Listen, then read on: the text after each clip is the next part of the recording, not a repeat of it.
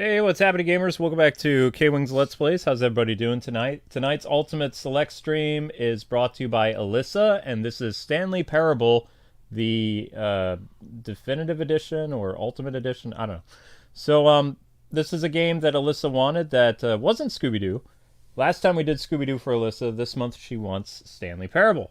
So Yeah. it's asking us for the current time, a rough estimate. That's what it is.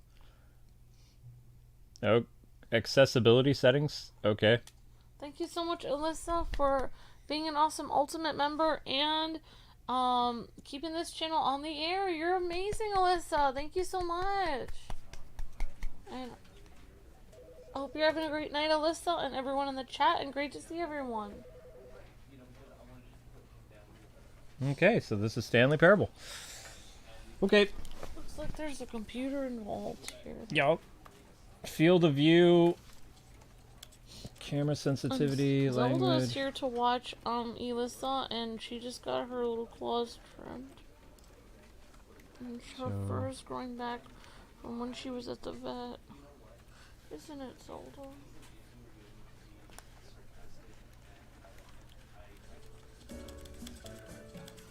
And our vet doesn't even seem to be concerned with getting her an appointment.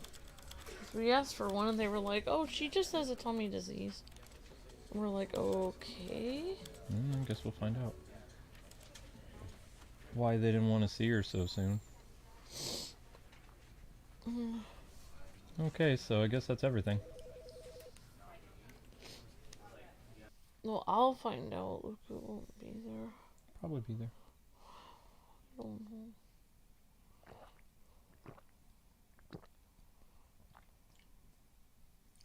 We're live? We should be. This is the story of a man named Stanley. Stanley worked for a company in a big building where he was employee number 427. Employee number 427's job was simple. He sat at his desk in room 427 and he pushed buttons on a keyboard. Orders came to him through a monitor on his desk, telling him what buttons to push, how long to push them, and in what order. This is what employee 427 did every day of every month of every year. And although others Hey, look, might it's have me considered typing. it soul-rending, Stanley relished every moment that the orders came in, as though he had been made exactly for this job. And Stanley was happy. And then one day, something very peculiar happened. Something that would forever change Stanley. Something he would never quite forget. He had been at his desk for nearly an hour when he realized that not one single order had arrived on the monitor for him to follow. No one had showed up to give him instructions, call a meeting, or even say hi. Never in all his years at the company had this happened, this complete isolation. Something was very clearly wrong. Shocked, frozen solid, Stanley found himself unable to move for the longest time. But as he came to his wits and regained his senses, he got up from his desk and stepped out of his office. Well, that's a pretty bold move. I have to step out of the office. Luke, no, we've been in this office every day. There's no reason to leave. No, the computer will tell us soon. I'm sure it will just be any minute now. It'll tell us what to do. That looks like a two-way mirror. Just saying. All of his co-workers were gone. What could it Alien mean? abduction! Stanley decided to go to the meeting room. Perhaps he had simply missed a memo. Didn't you get the No memo? matter how hard Stanley looked, he couldn't find a trace of his co-workers. Oh boy. I don't want to know what happened to them. Vampires. What No, has happened there would here? be bodies. No bodies, no nothing. They're spilled coffee. Something happened. I don't know. Nani, says Geo. Yep. When Stanley came to a set of two open doors, he entered the door on his left. Whoa.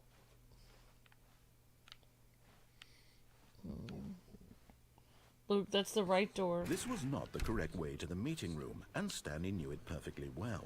Perhaps he wanted to stop by the employee lounge first, just to admire it. You went to the right. You went on the right.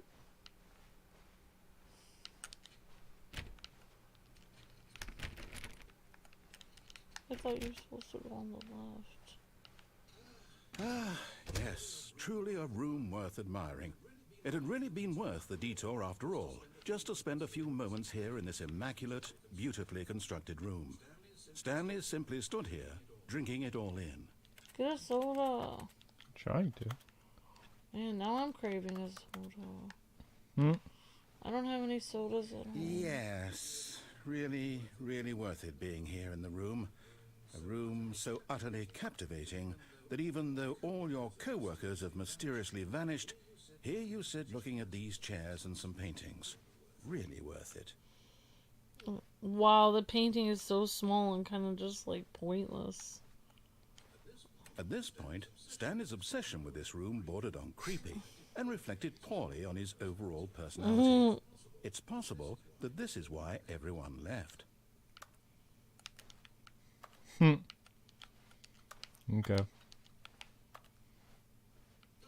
But at last, he'd had enough of the amazing room and took the first open door on his left to get back to business. Copier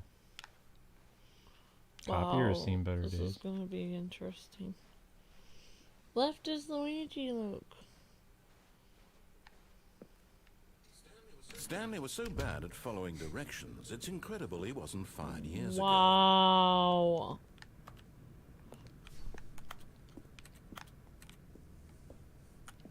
Oh my gosh. What? Didn't I go through the right door? Look, Stanley, I think perhaps we've gotten off on the wrong foot here. I'm not your enemy, really, I'm not. I realize that investing your trust in someone else can be difficult, but the fact is that the story has been about nothing but you all this time. There's someone you've been neglecting, Stanley. Someone you've forgotten about. Please, stop trying to make every decision by yourself. Now, I'm not asking for me, I'm asking for her. We're so lost. I don't even know how to get back to where we were. This is it, Stanley. Your chance to redeem yourself. To put your work aside. To let her back into your life. She's been waiting. Who? Who is it?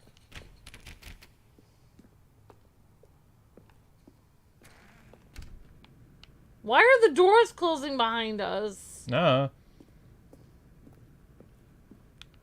Don't go in a pitch black room. That's creepy. Don't go in a pitch black room. It's creepy. It's creepy. It's creepy. It's creepy. I think we have to go back where we came from.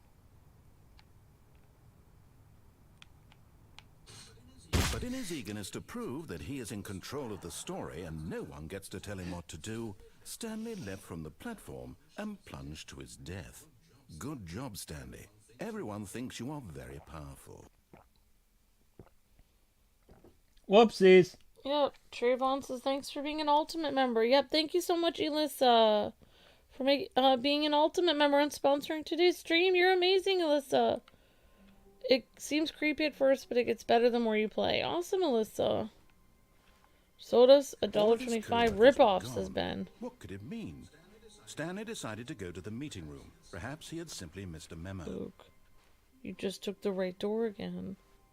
Supposed to take the left. Left! Left! Stanley Left! came to Left! the What are you door doing? This was not the correct way I to was the meeting room, pointing and it. Stanley knew it perfectly You went to well. the right door Perhaps he wanted again. to stop I know, by I the wanted to hear employee him lounge get first, upset. Just to admire it. Fine. Then I'm Wow. not even going to be helping Yes, at all from now this on. room.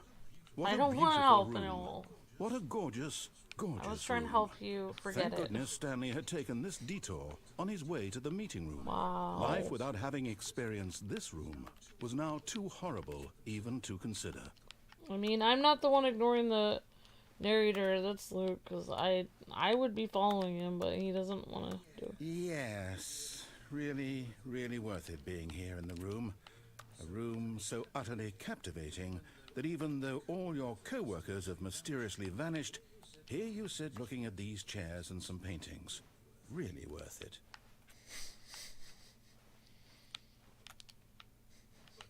But eager to get back to business, Stanley took the first open door on his left.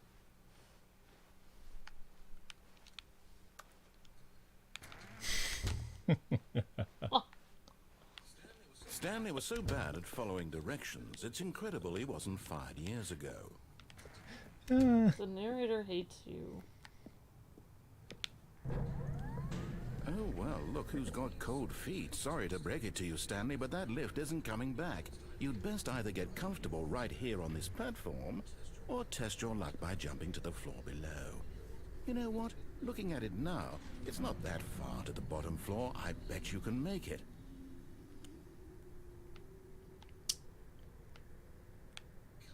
Come on. I'm sure you'll survive the jump. Don't tell me you're scared. That's not the Stanley I know. Do it! Do it! Do it! Do it! Do it! Do it! Do it! I don't think you're gonna make it. You died last time. I'm gonna aim for the boxes.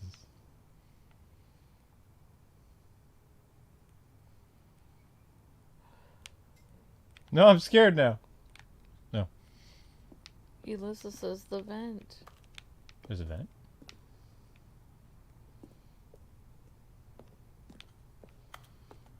I don't know where the vent is.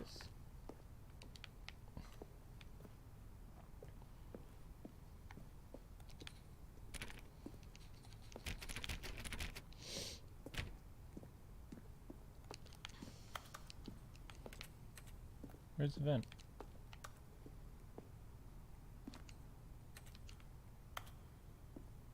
Penalty for jumping off the cargo lift, $5,000. Will cause death. I don't know where the vent is, Elisa, but thanks for letting us know that there's a vent somewhere. There's a vent? Where? I don't know. Elisa said vent. Elisa says, yeah, just jump.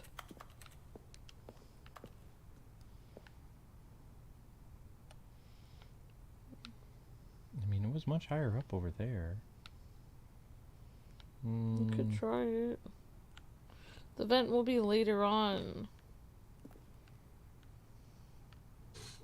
Whoops. Looks like I was wrong. How clumsy of me. He's clumsy.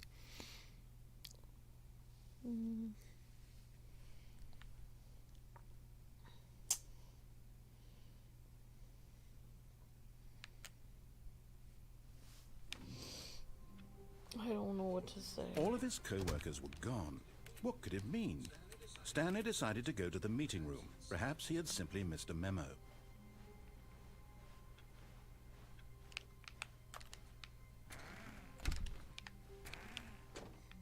Da, da, da, da.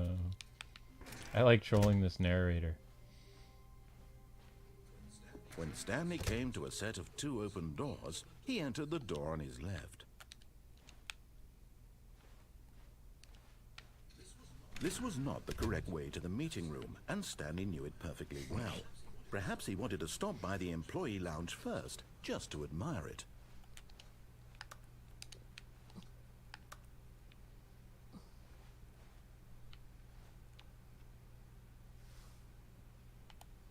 I have no words. The lounge was sublime, a work of art. What was it about this room that called so deeply and so personally to Stanley? Its grace, its subtle charm? No. Stanley knew it was something deeper, something darker.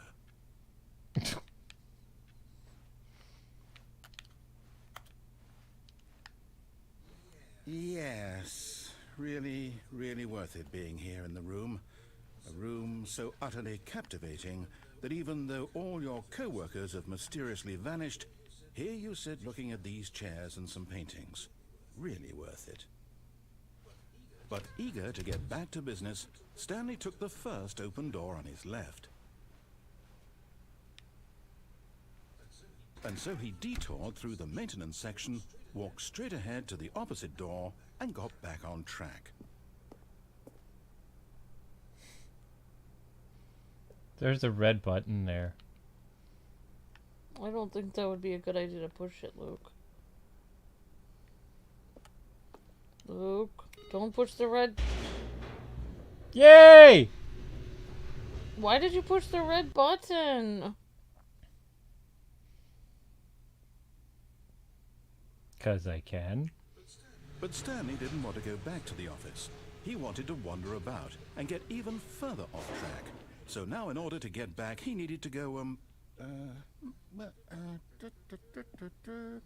from here it's, left.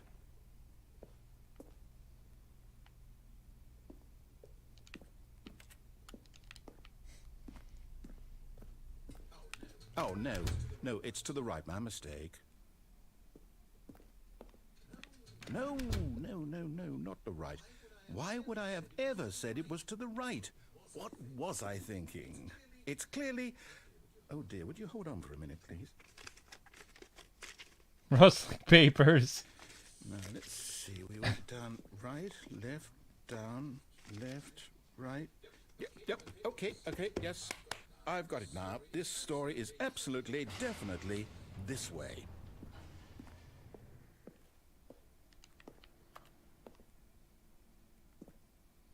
Can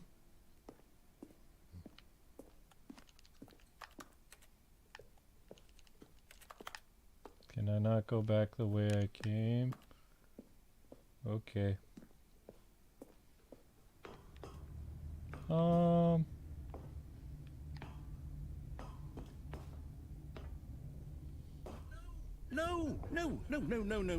This isn't right at all. You're not supposed to be here yet. This is all a spoiler. Quick, Stanley, close your eyes. Isn't a spoiler. We just have to get back to, oh, who am I kidding? It's all rubbish now. The whole story completely unusable.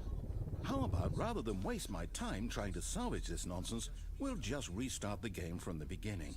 And this time, suppose we don't wander so far off track, Okay, from the top. Whoa! He can do that? He's the narrator. He can do anything he wants, apparently. All of his co-workers were gone. What could it mean? Stanley decided to go to the meeting room. Perhaps he had simply missed a memo. It's just such a weird game. When Stanley... Wait, what? No, I restarted. I swear I definitely restarted the game over, completely fresh. Everything should be... Oh, did something change? Stanley, did you change anything when we were back in that room with all the monitors? Did you move the story somewhere or... Hold on. What did you do? Why am I asking you? I'm the one who wrote the story. It was right here just a minute ago. I know for sure that it's here somewhere. Okay, then. It's an adventure. Come, Stanley.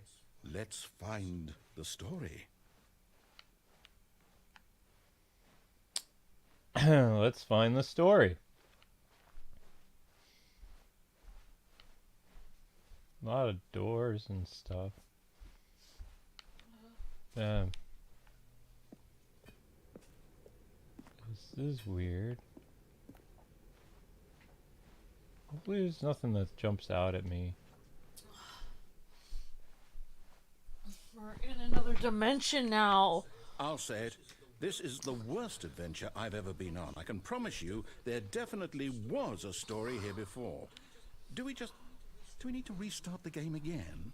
Well, I find it unlikely that we'll ever progress by starting over and over again, but it's got to be better than this. Okay, let's give it a shot. Why not? Okay. What? He started it over 2 times? 2 deaths. All of his co-workers were gone. What could it mean? Stanley decided to go to the meeting room. Perhaps he had simply missed a memo.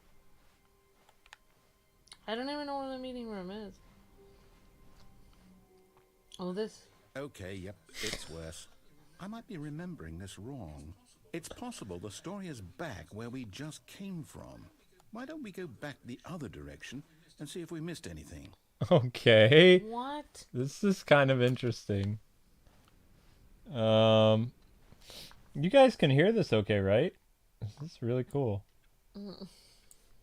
Yeah. Well, it looks like you're interested in this game, Luke. I like trolling the narrator. Aha! I knew we'd miss something. The story. Here it comes. Oh gosh, I am freaked No, out. wait. Never mind. Not the story. Okay, let's head back the other way and retrace our steps. It's so dark. I don't like dark rooms. Oh gosh. Oh gosh. Oh. Now this... Well, I'll be honest, I don't recognize this place at all. Is this the story? I don't think so. I can't quite recall, but I believe my story took place in an office building. Is that correct? Do you remember, Stanley? Well, do you know what? Since I've completely forgotten what we were supposed to be doing, how about this? You win! Congratulations! I know you put in a lot of hard work, and it really paid off, so good job. Yay! Oh, no. No, I don't feel right about this at all. We both know you didn't put in any actual work for that win. Some people win fair and square, and this was not one of those situations. Okay, I'm getting weirded out by whatever this place is. I don't care what might happen this time. I have to restart. Okay.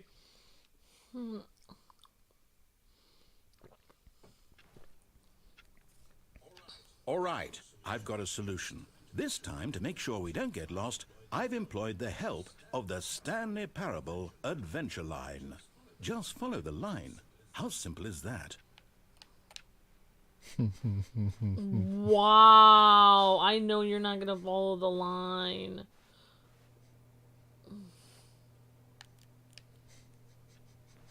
Oh my gosh! I can't believe you! No, I'm down. We're leaving it up to the line from now on. Okay.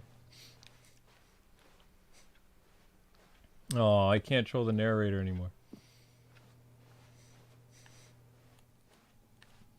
You went back where you came from. I'm just trying to see if I annoy him more.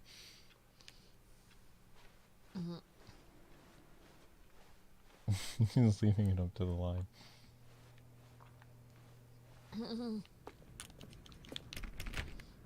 You're trying to troll him and go in a different door. He's seeing all the kind of stuff I can do to this game. You see? The line knows where the story is. It's over in this direction. Onward, Stanley, to destiny. Though, here's a thought. Wouldn't wherever we end up be our destination, even if there's no story there? Or to put it another way, is the story of no destination still a story? Simply by the act of moving forward, are we implying a journey such that a destination is inevitably conjured into being via the very manifestation of the nature of life itself? Okay, Stanley, I need to follow this train of thought for a minute. Just stick with me. Now, we can both agree that the nature of existence is in fact a byproduct of one's subjective experience of that existence, right? Okay. Now, if my experience of your existence rests inside of your subjective experience of this office, is this office, in fact, the skeleton of my own relative experiential mental subjective construct? Whoa. Hang on. That got a bit weird back there. Well, I'd like to apologize. Not sure where I was going with all that. You know what? I think what we need right now is a bit of music to lighten the mood. This is kind of awkward music. Well, why did you choose this music? It's weird.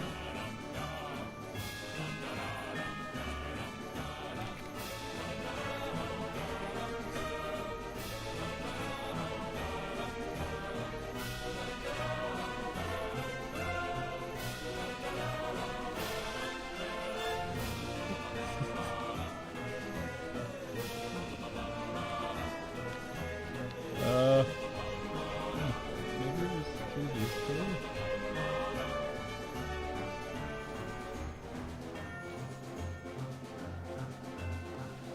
I guess the narrator's done. That's where you came from, you know? Oh, I came from here, okay. Sorry.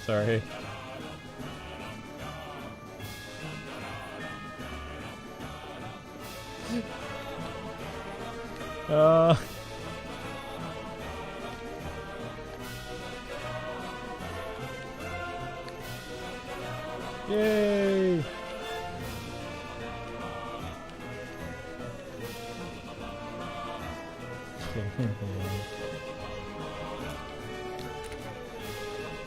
Ugh.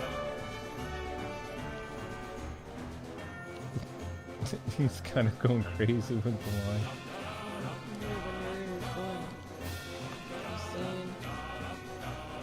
I think I broke the narrator.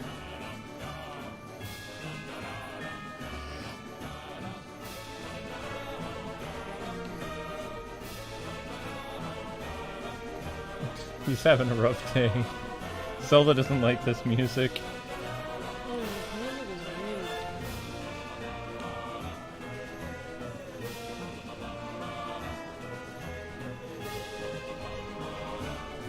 Okay, Zelda. Door closed behind you.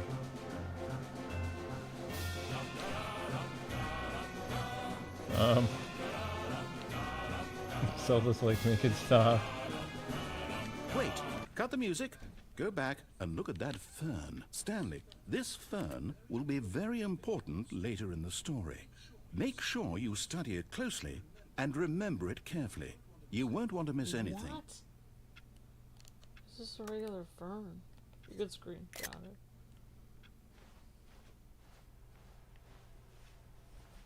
Hey, Zelda. Did you have fun, Zelda, with the weird thing? So that fern was important. Wow, he took us through the game pretty quick. I trolled the narrator a bit too much, and it was wonderful.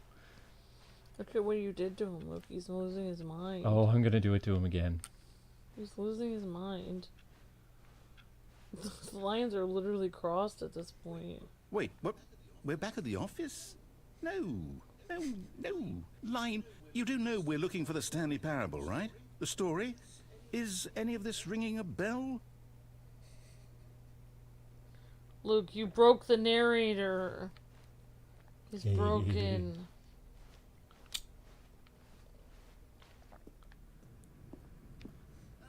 Oh, no, not again. Line, how could you have done this to us? And after we trusted you, after everything we've been through, you... Oh, I can't take this anymore. To hell with it. Restart. Luke, you're not even letting the narrator get through his game. I know. Oh. He's done talking. He's so mad. You know what, Stanley? I say forget the adventure line. What's it ever done for us? We're intelligent people, right? Why can't we make up our own story? Something exciting, daring, mysterious. This all sounds perfectly doable. Why don't we simply start wandering in, well, I don't know. How about this direction? What? What direction? Well, he opened the door for you. Yeah, he opens the door. Now, yes, this is exciting. Just me and Stanley forging a new path, a new story. Well, it could be anything. What do you want our story to be? Go wild. Use your imagination. Whatever it might be, Stanley, I'm ready for it. Okay. Oh, no, not you again. Stanley, I'd also like to veto the line from having any role in our awesome new story. No lines or monitor rooms. Just don't acknowledge it, and we should be fine. Just don't acknowledge the line. This is so weird. I know! Why have I never heard of this game? Ah, a choice. We get to make a decision. From here, the story is in our control. How important we mustn't squander the opportunity. In fact, I believe I need a minute to think here. Just walk in circles for a minute.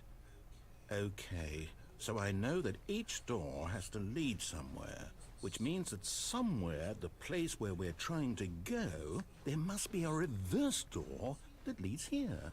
And that in turn means that our destination corresponds with the counter-inverted reverse door's origin. So starting from the right, let us ask, will taking the right door lead us to where we're going?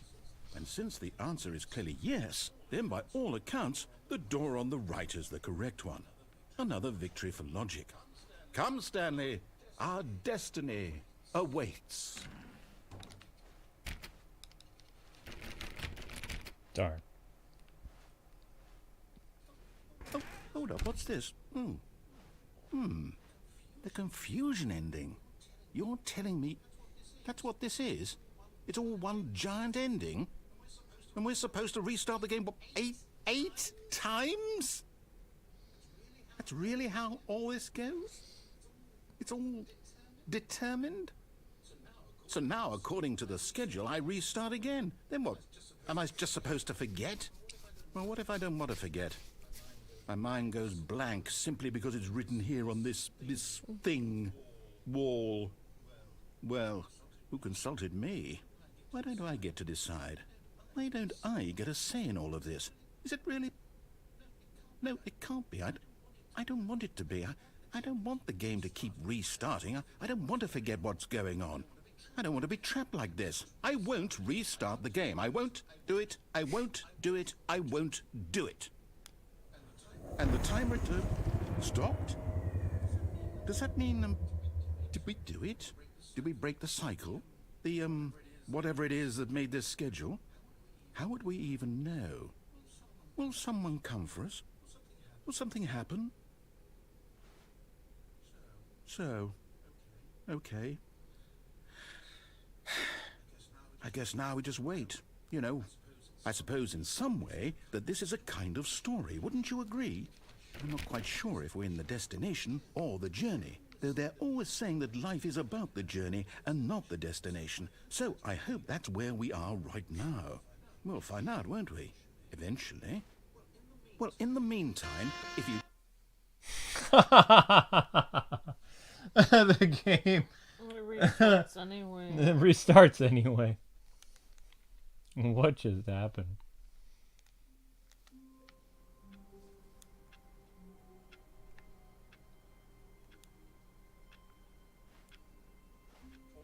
All of his co-workers were gone. What could it mean? Stanley decided to go to the meeting room. Perhaps he had simply missed a memo.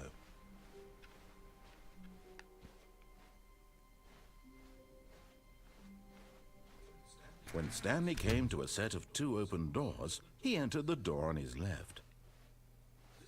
This was not the correct way to the meeting room, and Stanley knew it perfectly well. Perhaps he wanted to stop by the employee lounge first, just to admire it. Standing now in this incredible room, Stanley for the first time understood true happiness. Then the feeling went away, and he felt sad again. Then it came back, and lingered for a minute or two. Now it's only half there. Just a kind of, tingle.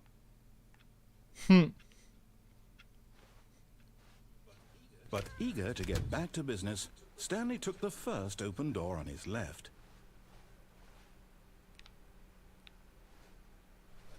And so he detoured through the maintenance section, walked straight ahead to the opposite door, and got back on track.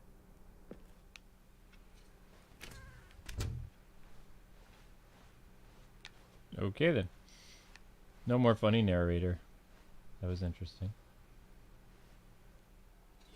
Yet there was not a single person here either.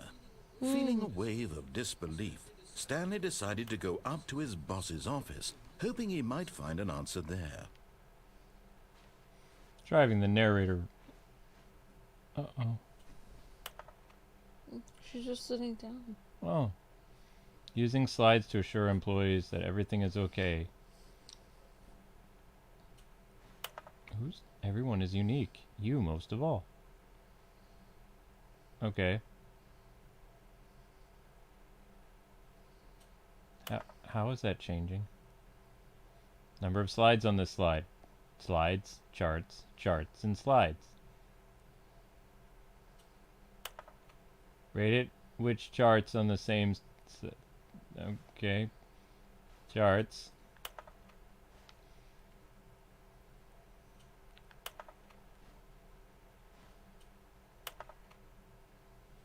Boss appreciation minute.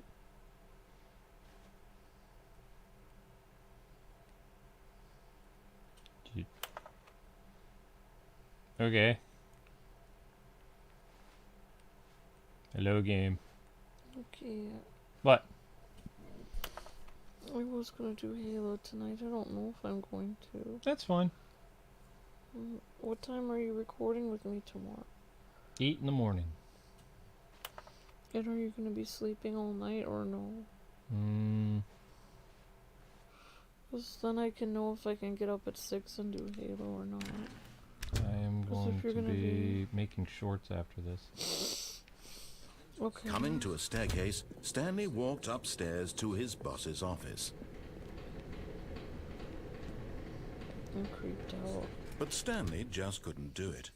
He considered the possibility of facing his boss. Admitting he had left his post during work hours, he might be fired for that. And in such a competitive economy, why had he taken that risk? All because he believed everyone had vanished? His boss would think he was crazy. And then something occurred to Stanley. Maybe, he thought to himself, maybe I am crazy. All of my co-workers blinking mysteriously out of existence in a single moment for no reason at all? None of it made any logical sense. And as Stanley pondered this, he began to make other strange observations. For example, why couldn't he see his feet when he looked down? Why did doors close automatically behind him wherever he went? And for that matter, these rooms were starting to look pretty familiar. Were they simply repeating? No, Stanley said to himself, this is all too strange. This can't be real. And at last, he came to the conclusion that had been on the tip of his tongue. He just hadn't found the words for it. I'm dreaming, he yelled. This is all a dream.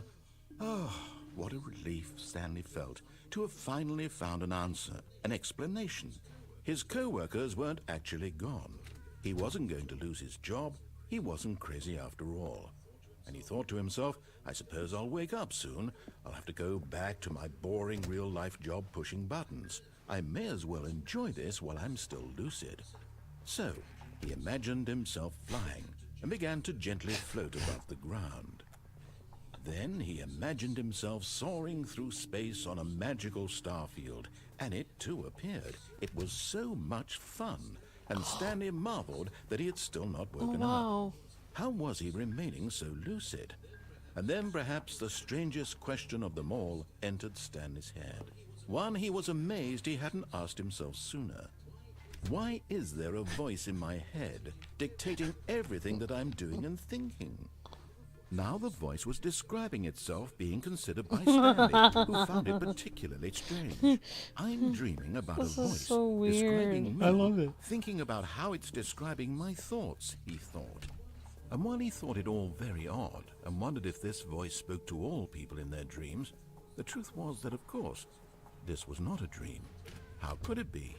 Was Stanley simply deceiving himself, believing that if he's asleep, he doesn't have to take responsibility for himself? Stanley is as awake right now as he's ever been in his life. Now, hearing the voice speak these words was quite a shock to Stanley. After all, he knew for certain, beyond a doubt, that this was in fact a dream.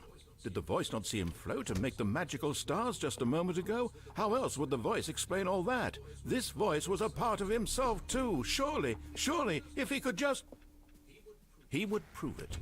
He would prove that he was in control, that this was a dream.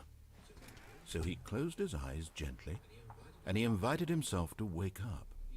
He felt the cool weight of the blanket on his skin, the press of the mattress on his back, the fresh air of a world outside this one.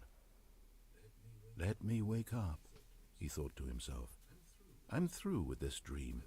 I wish it to be over. Let me go back to my job. Let me continue pushing the buttons. Please, it's all I want.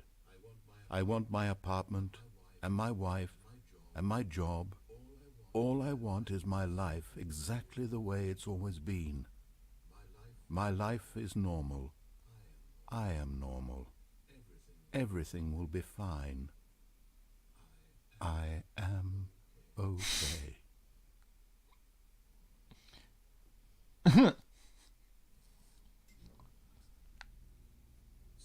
Stanley began screaming. Please, someone, wake me up. My name is Stanley.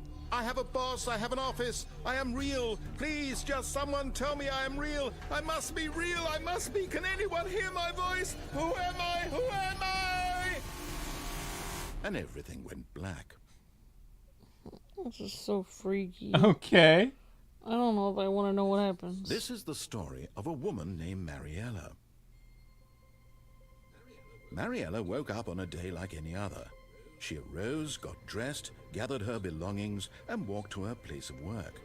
But on this particular day, her walk was interrupted by the body of a man who had stumbled through town talking and screaming to himself, and then collapsed dead on the sidewalk. And although she would soon turn to go call for an ambulance, for just a few brief moments, she considered the strange man.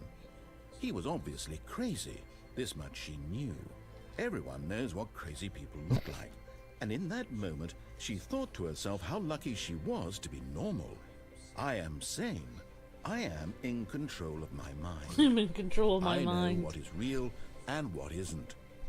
It was comforting to think this, and in a certain way, seeing this man made her feel better. But then she remembered the meeting she had scheduled for that day, the very important people whose impressions of her would affect her career, and by extension, the rest of her life.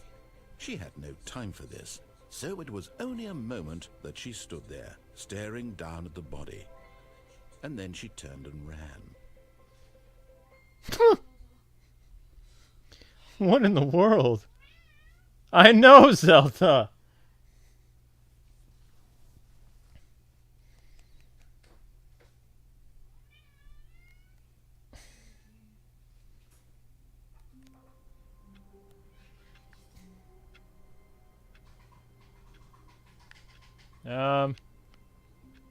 Hi, VJ Shine. Wait, Stanley thought to himself. Am I sure that the orders stopped coming in? How is that possible? They never stopped. Surely I was mistaken. No, the orders were still missing. For now. It's okay. You have a wonderful night, Amber.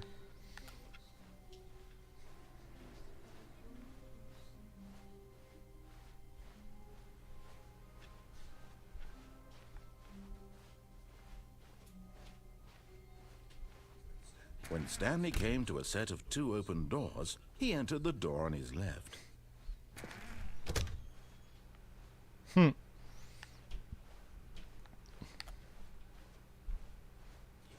Yet there was not a single person here either. Feeling a wave of disbelief, Stanley decided to go up to his boss's office, hoping he might find an answer there. Coming to a staircase, Stanley walked upstairs to his boss's office.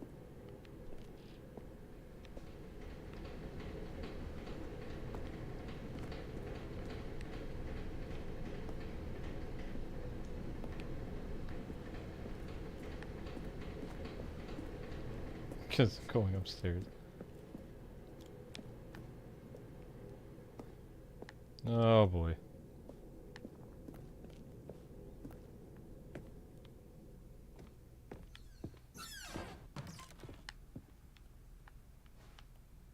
Money in the morning, money in the evening, money for breakfast. Money. Okay.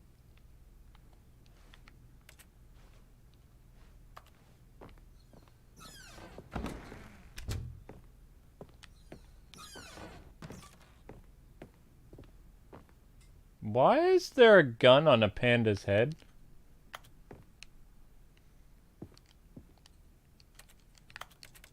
This is weird.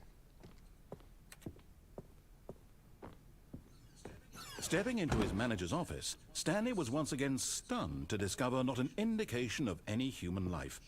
Shocked, unraveled, Stanley wondered in disbelief who orchestrated this, what dark secret was being held from him. What he could not have known was that the keypad behind the boss's desk guarded the terrible truth that his boss had been keeping from him. And so the boss had assigned it an extra secret PIN number, 2845. But of course, Stanley couldn't possibly have known this.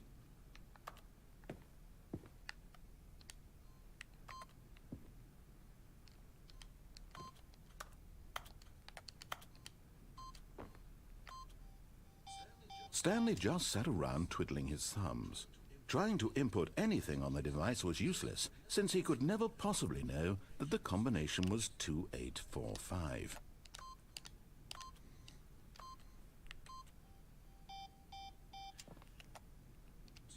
"2845.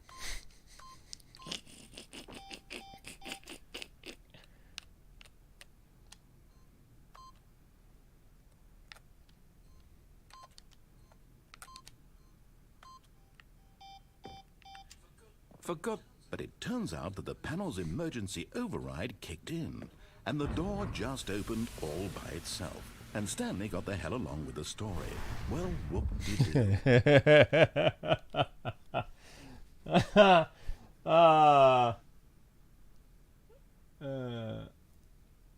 Oh. Whoa.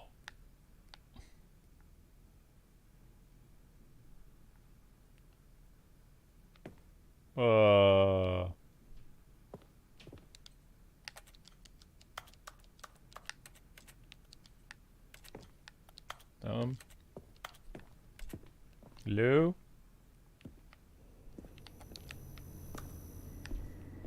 Hello?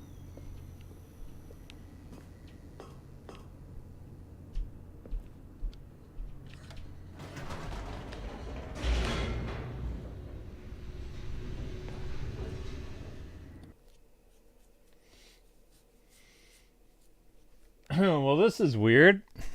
I like weird. Descending deeper into the building, Stanley realized he felt a bit peculiar. It was a stirring of emotion in his chest, as though he felt more free I'm to fine, think of Amber. himself, to question the nature of his job. Why did he feel this now, when for years it had never occurred to him? This question would not go unanswered. Elisa says for no long. jump scares.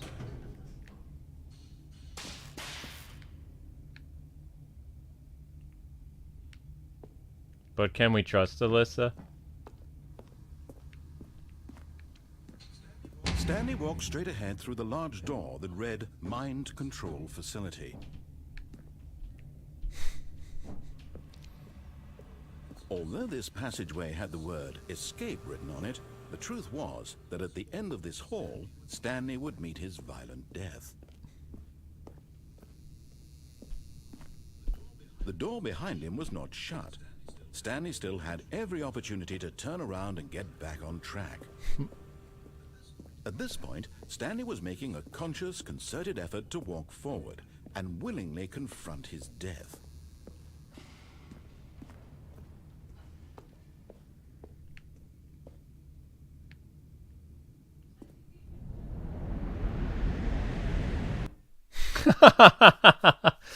Okay, so that was actually death.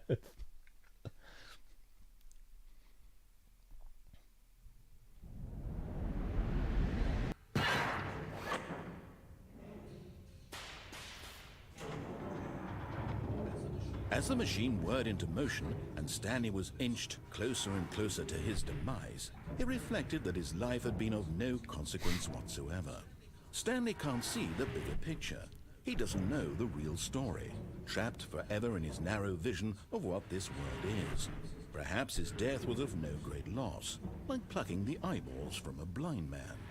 And so he resigned and willingly accepted this violent end to his brief and shallow life. Farewell, Stanley.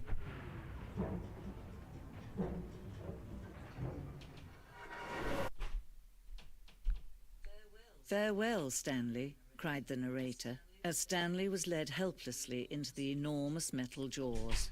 In a single visceral instant, Stanley was obliterated as the machine crushed every bone in his body, killing him instantly.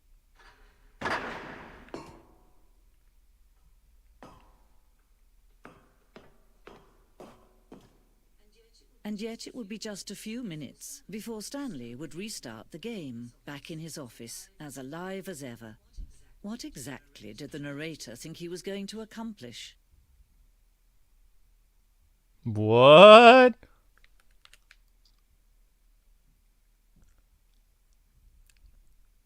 This is so weird.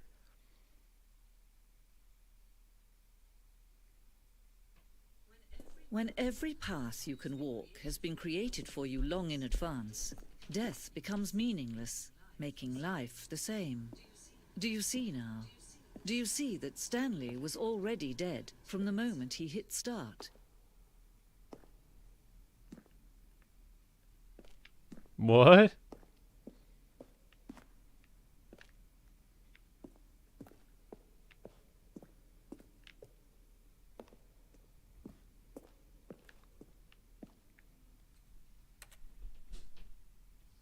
Pace into the opening section is very important.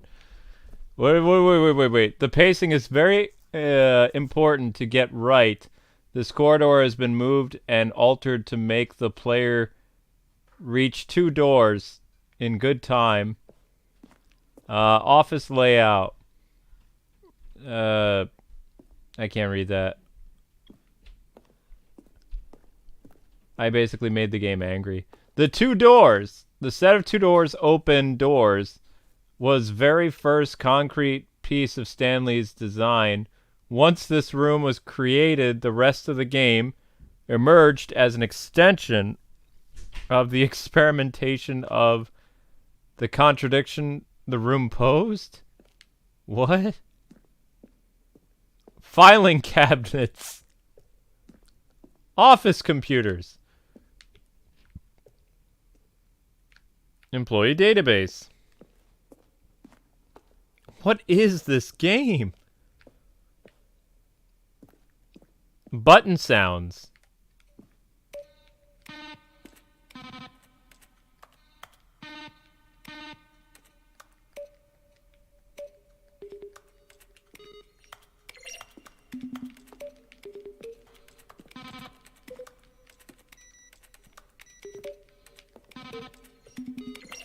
That was fun.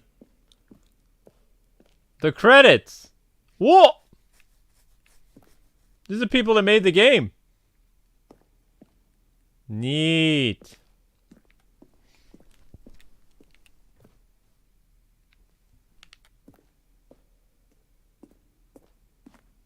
Boss's office. Screens from development of the boss's office. Why is there 3 different ways the boss's office looks? Office clock.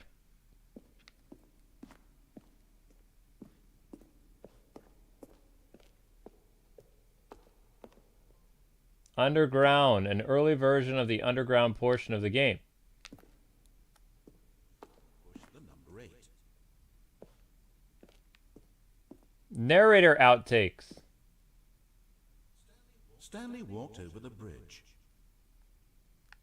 What?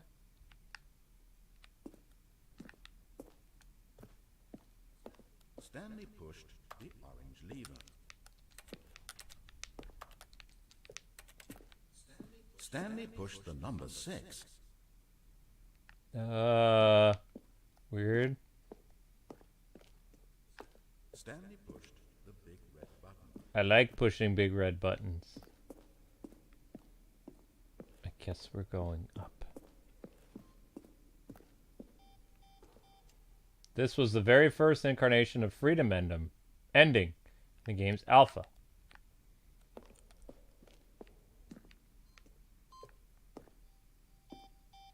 Monitor room. Freedom ending. This is the Freedom ending as it existed in the beta. Countdown room. An early version of the countdown room. Oh. What is this? Zending. This screenshot depicts the early version of the ending known as Zending, which eventually cut and merged another part of the game. Okay. Zending levers. Originally, as part of the Zending, the player would pull a lever and the narrator would describe what color they pulled. Aww.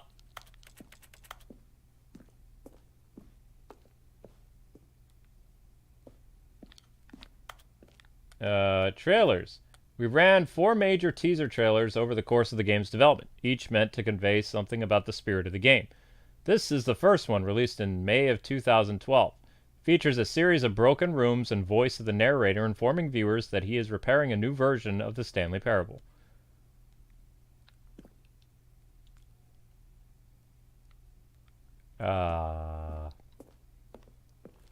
Okay. The game is now paused. Begin the game again. Escape menu. Oh, game is now paused.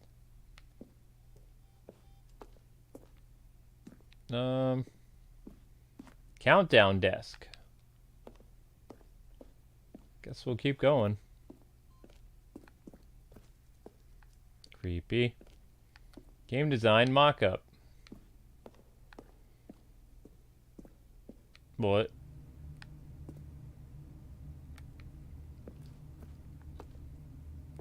Oh, different versions of my desk.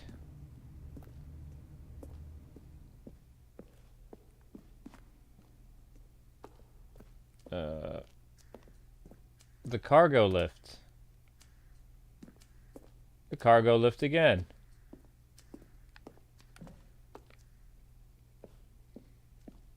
Vent. One option. One option. Two options. Maintenance layout. Okay. What now, game? Trailers. I guess the narrator's not coming back.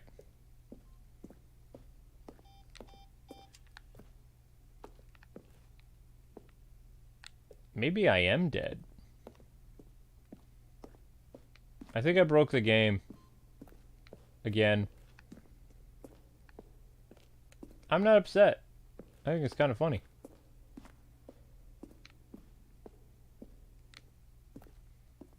No.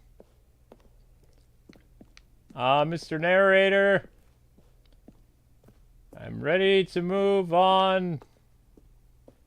I think.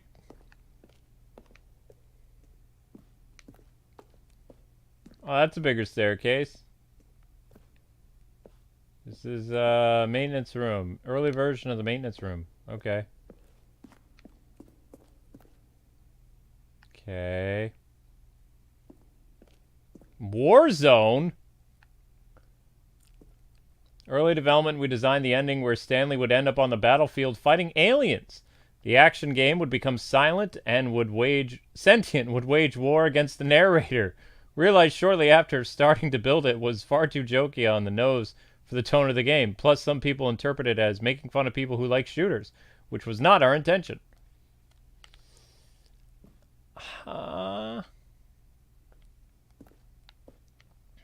Okay.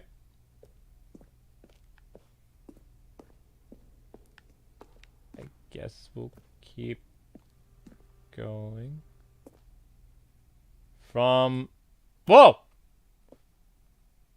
What just happened? Dear narrator, how do you stay in shape?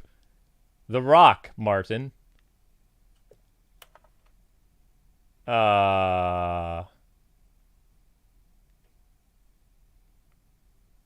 What is this? Narrator emails. Dear narrator, I appreciate the previous Stanley game as a work of art and standalone title. I appreciate the credit given to art, which is why I'm eager to see a sequel, prequel, standalone. Dear narrator, will the Stanley Parable have infinite questions? How many endings? Stanley Parable is really going to let me go shopping? I hope it will. What? How do you make a JRPG? How do you make the worst game ever? What is the difference between a duck? What is this? How is this game going? I hope it's good or better than the first one from a cool man. What? Are you a rock? No. I am a person. What is this strange number? Could you tell me the significance of 1112800? Well, the thing is, I want to know is what would you do if Stanley entered any other rooms? Okay. Lance asks for a instance of scale of when born with a magnificent voice, or did you bargain with a magician to receive it? In line with previous announcement regarding the one promotion, here's the result in detached file. Open it carefully. Greetings, omnipotent voice. When I tell you I like Stanley Parable as much as I like seeing humorously small badger in swim trunks. Urgent response. Oh my, what? What is going on?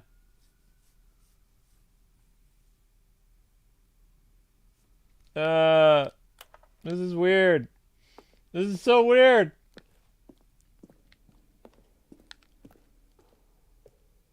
Ah, I'm back here again. How do I leave this crazy place? I don't want narrator emails.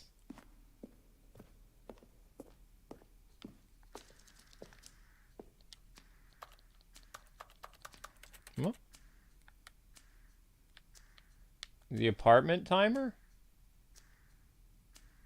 Oh.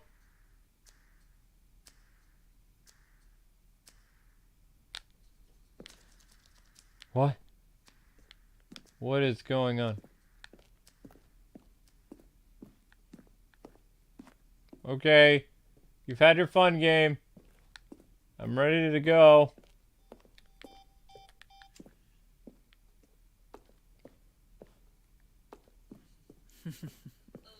Oh, look at these two. How they wish to destroy one another.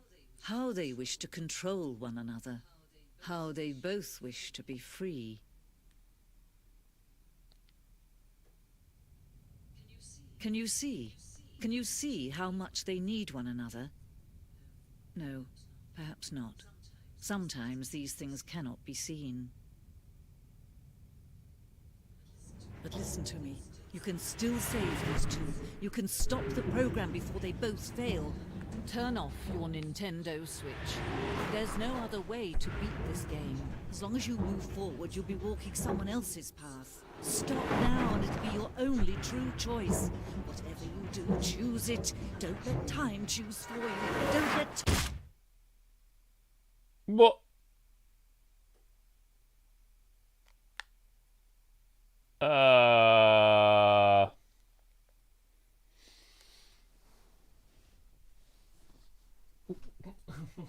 What is happening?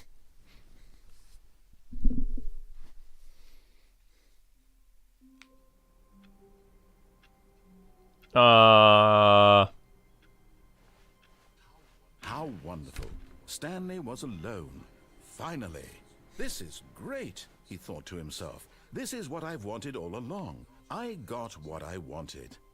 What?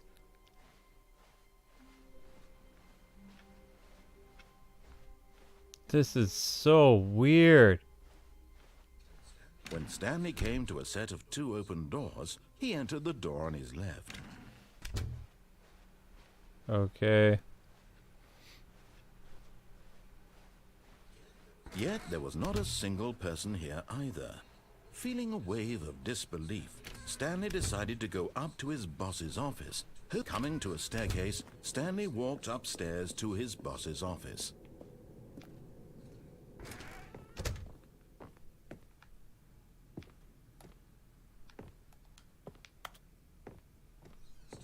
Stepping into his manager's office, Stanley was once again stunned to discover not an indication of any human life. What could it mean? Stanley wondered aloud to nobody. He began wildly tearing through papers on the boss's desk, pulling books off the shelf, looking behind paintings, desperate for clues to his situation. But his attention was caught by a keypad behind the boss's desk. What could its purpose be? In fact, this keypad guarded the terrible secret that lay buried below his feet. And so the boss had assigned it an extra secret PIN number, 2845. But of course, Stanley couldn't possibly have known this.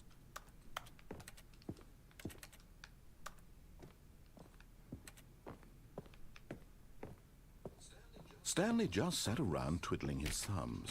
Trying to input anything on the device was useless, since he could never possibly know that the combination was 2845.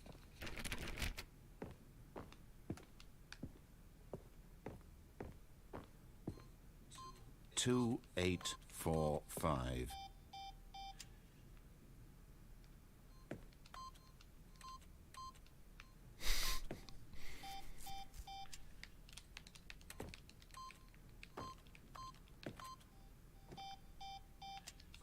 Forgot, but it turns out that the panel's emergency override kicked in, and the door just opened all by itself, and Stanley got the hell along with the story.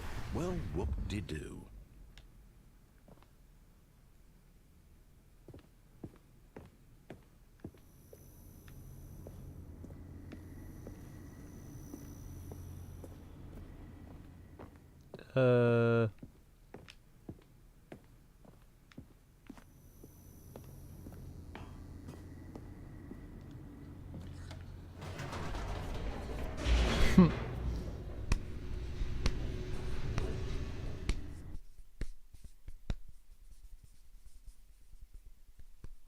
Very interesting. I think the best part of this game is trolling the narrator. Stanley walked straight ahead through the large door that read Mind Control Facility. Although this passageway had the word escape written on it, the truth was that at the end of this hall, Stanley would meet his violent death. The door behind him was not shut. Stanley still had every opportunity to turn around and get back on track. At this point, Stanley was making a conscious, concerted effort to walk forward and willingly confront his death.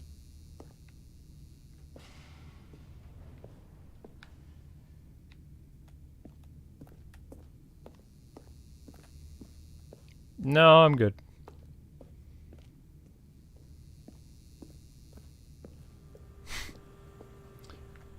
Mind control facility. Let's go.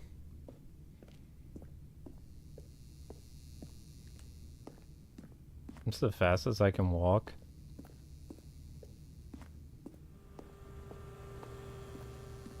Yes, yes it is.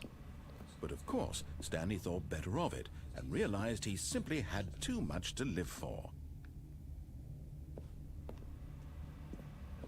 Nope, still on board with death.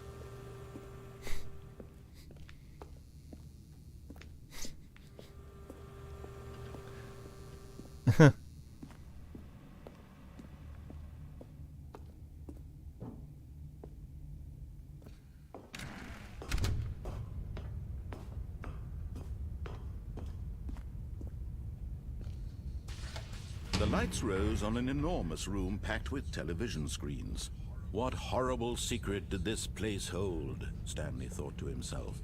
Did he have the strength to find out?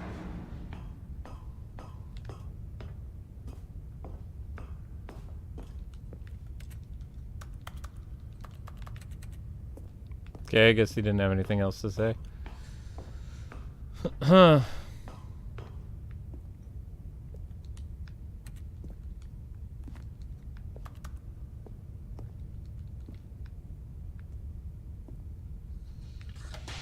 Now the monitors jumped to life, their true nature revealed. Each bore the number of an employee in the building, Stanley's co-workers. The lives of so many individuals reduced to images on a screen, and Stanley, one of them, eternally monitored in this place where freedom meant nothing. Okay.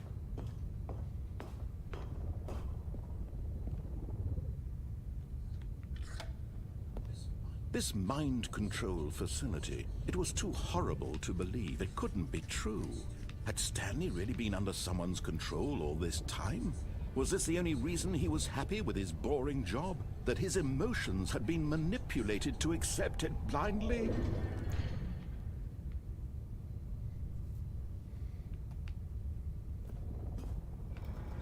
No, he refused to believe it. He couldn't accept it. His own life in someone else's control? Never! It was unthinkable, wasn't it? Was it even possible? Had he truly spent his entire life utterly blind to the world? But here was the proof, the heart of the operation. Controls labeled with emotions, happy or sad or content. Walking, eating, working, all of it monitored and commanded from this very place. And as the cold reality of his past began to sink in, Stanley decided that this machinery would never again exert its terrible power over another human life. For he would dismantle the controls once and for all. I would? How?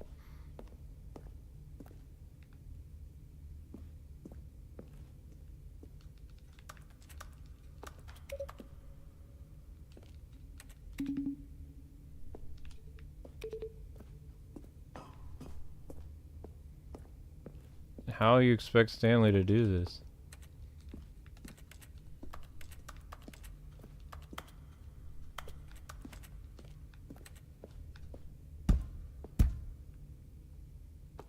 Get your first achievement.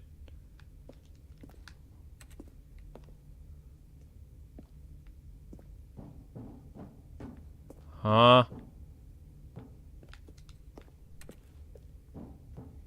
I got my first achievement. Okay.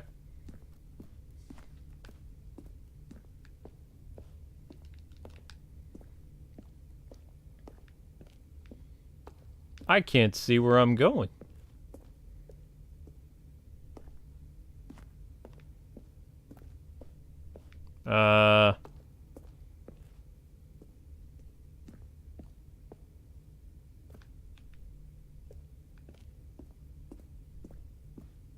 Vaguely see where I'm going?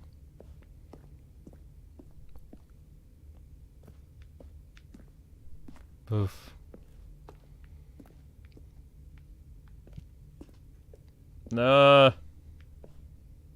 Can't see.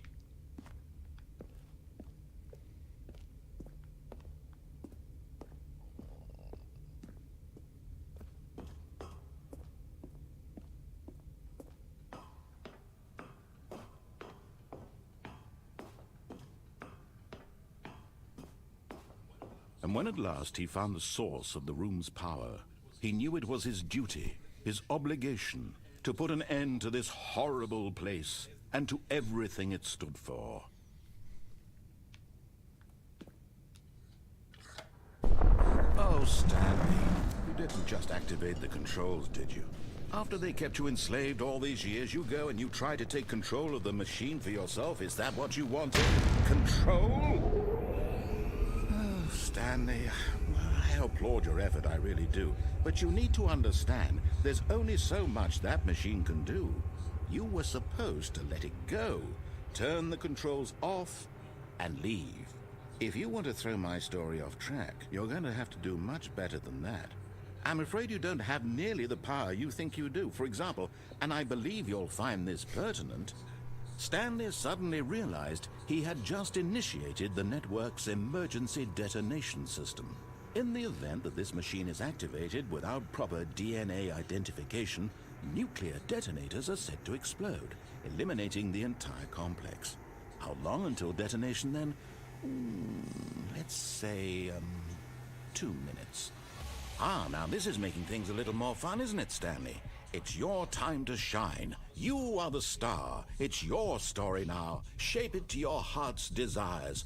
Oh, this is much better than what I had in mind. What a shame we have so little time left to enjoy it. Mere moments until the bomb goes off. But what precious moments each one of them is. More time to talk about you, about me, where we're going, what all this means. I barely know where to start. What's that? You'd like to know where your co-workers are? A moment of solace before you're obliterated? All right, I'm in a good mood. You're gonna die anyway. I'll tell you exactly what happened to them. I erased them. I turned off the machine. I set you free. Of course, that was merely in this instance of the story. Sometimes when I tell it, I simply let you sit there in your office forever, pushing buttons endlessly and then dying alone. Other times, I let the office sink into the ground, swallowing everyone inside, or I let it burn to a crisp. I have to say this, though, this version of events has been rather amusing. Watching you try to make sense of everything and take back the control wrested away from you, it's quite rich. I almost hate to see it go. But I'm sure whatever I come up with on the next go-around will be even better. My goodness, only 34 seconds left. But I'm enjoying this so much. You know what? To hell with it. I'm going to put some extra time on the clock, why not? These are precious additional seconds, Stanley. Time doesn't grow on trees. Oh dear me, what's the matter, Stanley? Is it that you have no idea where you're going or what you're supposed to be doing right now? Or did you just assume when you saw that timer that something in this room was capable of turning it off? I mean, look at you. Running from button to button, screen to screen, clicking on every little thing in this room. These numbered buttons, no, these colored ones. Or maybe this big red button, or this door. Everything, anything, something here will save me. Why would you think that, Stanley? That this video game can be beaten? Won? Solved? Do you have any idea what your purpose in this place is? Stanley, you're in for quite a disappointment. But here's a spoiler for you. That timer isn't a catalyst to keep the action moving along. It's just seconds ticking away to your death. You're only still playing instead of watching a cutscene because I want to watch you for every moment that you're powerless. To see you made humble. This is not a challenge. It's a tragedy. You wanted to control this world, that's fine. But I'm going to destroy it first, so you can't. Take a look at the clock, Stanley. That's 30 seconds you have left to struggle. 30 seconds until a big boom and then nothing. No ending here, just you being blown to pieces. Will you cling desperately to your frail life, or will you let it go peacefully? Another choice. Make it count, or don't. It's all the same to me, all a part of the joke. And believe me, I will be laughing at every second of your inevitable life from the moment we fade in until the moment I say, happily ever after. Oh my gosh.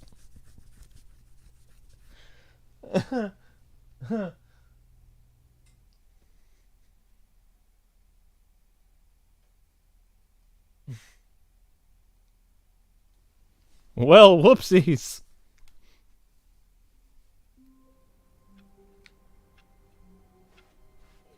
Already this was uncomfortable, and Stanley decided that as soon as he found a new space he felt safe in, that he would never leave it again in his life.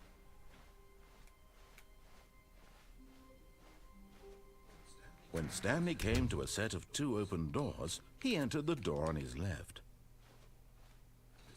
This was not the correct way to the meeting room, and Stanley knew it perfectly well. Perhaps he wanted to stop by the employee lounge first, just to admire it. Stanley felt lightheaded, butterflies in his stomach, giddy in a way he had never known before. Was it this room? A connection between the two? Could a man love a room? I mean, truly, truly, deeply, madly love. Oh my gosh. This... Yes, really, really worth it being here in the room. A room so utterly captivating that even though all your co-workers have mysteriously vanished, here you sit looking at these chairs and some paintings. But eager to get back to business, Stanley took the first open door on his left. And so he detoured through the maintenance section, walked straight ahead to the opposite door, and got back on track.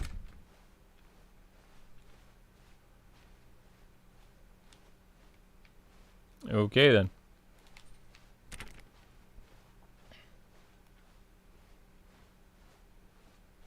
Yet there was not a single person here either.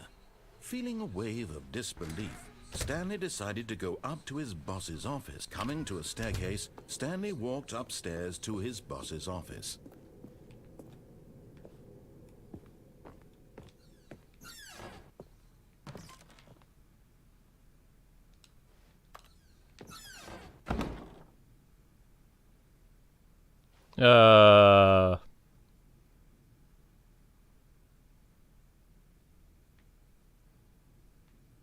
Does the writing keep changing?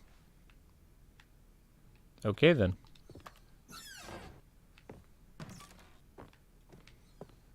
It's kind of weird.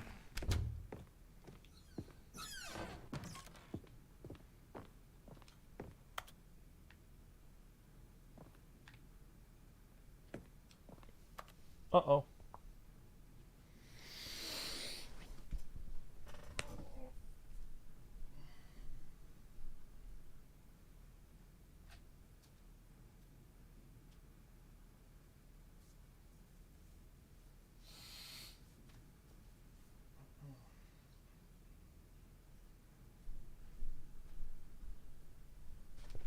Oh, okay.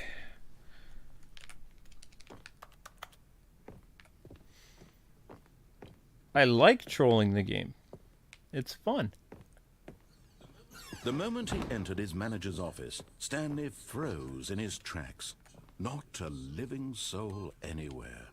Could he really be all alone? This was too much for Stanley to take. Too much for any man to take. He fell to his knees, bursting into half moans, half sobs, the guttural retching of life from a man denied any hope, any reason to keep going. Here on the floor he lay prone, paralyzed by fear for nearly a full hour. But when at last he began to move about and survey the situation, he found a keypad behind the boss's desk. What could it mean? Was it a sign of hope for Stanley's future? Alas, it was not. For although this keypad guarded the terrible secret of Stanley's past, it had been assigned a 4-digit code so devious and so random that no one could ever hope to guess it. 2845. Nope. Statistically, nearly impossible to guess blindly. Did you take your medicine? Ever.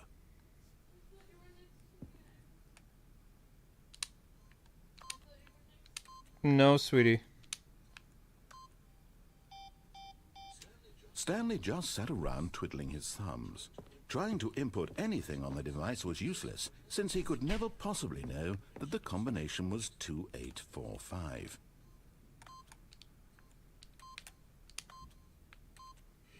Yet incredibly, by simply pushing random buttons on the keypad, Stanley happened to input the correct code by sheer luck.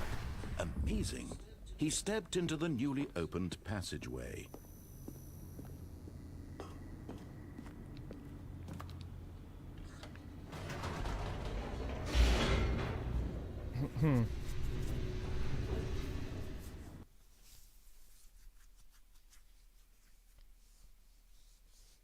Wow. This is a really crazy game. It's kind of fun, though. A little weird, but a good kind of weird. Stanley walked straight ahead through the large door that read Mind Control Facility. Although this passageway had the word escape written on it, the truth was that at the end of this hall, Stanley would meet his violent death. The door behind him was not shut. Stanley still had every opportunity to turn around and get back on track. At this point, Stanley was making a conscious, concerted effort to walk forward and willingly confront his death. No, I'm good.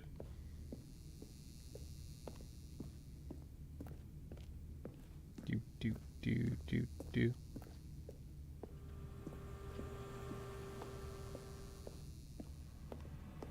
But of course, Stanley thought better of it and realized he simply had too much to live for.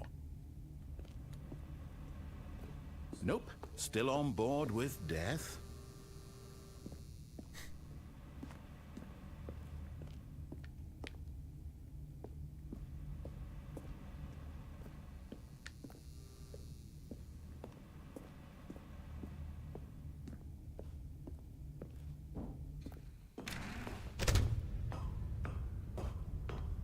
Push the button.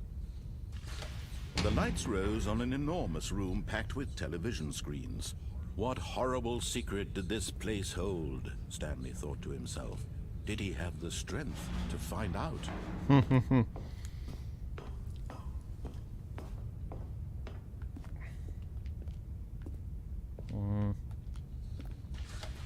Now the monitors jumped to life, their true nature revealed. Each bore the number of an employee in the building, Stanley's co-workers. The lives of so many individuals reduced to images on a screen, and Stanley, one of them, eternally monitored in this place where freedom meant nothing. A couple places that say fired.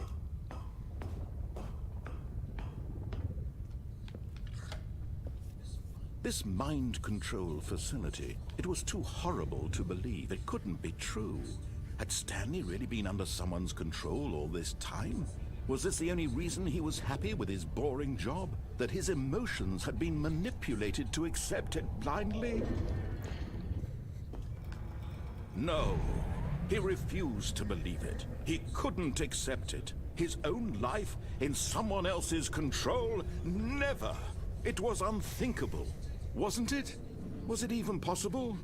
Had he truly spent his entire life utterly blind to the world?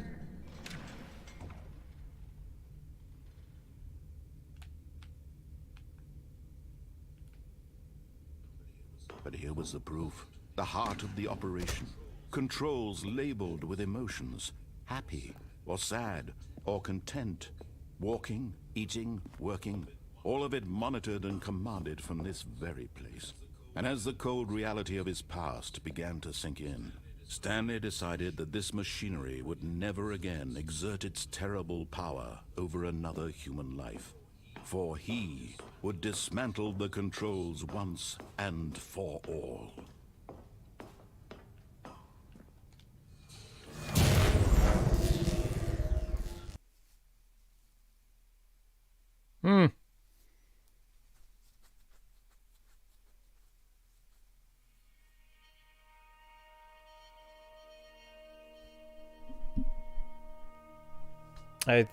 Blackness, and a rising chill of uncertainty. Was it over? Yes. He had won. He had defeated the machine, unshackled himself from someone else's command. Freedom was mere moments away. And yet, even as the immense door slowly opened, Stanley reflected on how many puzzles still lay unsolved. Where had his co-workers gone? How had he been freed from the machine's grasp? What other mysteries did this strange building hold? But as sunlight streamed into the chamber, he realized none of this mattered to him. For it was not knowledge or even power that he had been seeking, but happiness. Perhaps his goal had not been to understand, but to let go. No longer would anyone tell him where to go, what to do, or how to feel. Whatever life he lives, it will be his. And that was all he needed to know. It was perhaps the only thing worth knowing. Stanley stepped through the open door. Stanley felt the cool breeze upon his skin, the feeling of liberation, the immense possibility of the new path before him. This was exactly the way, right now, that things were meant to happen. And Stanley was happy.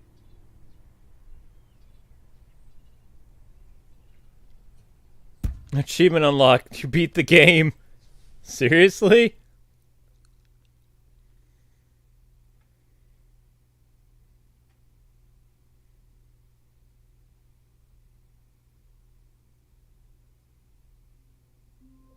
What? All of his co-workers were gone. What could it mean? Stanley decided to go to the meeting room. Perhaps he had simply missed a memo.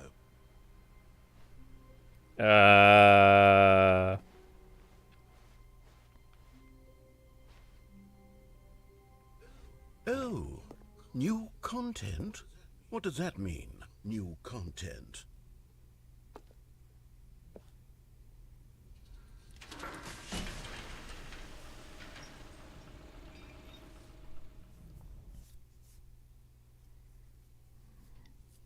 New content.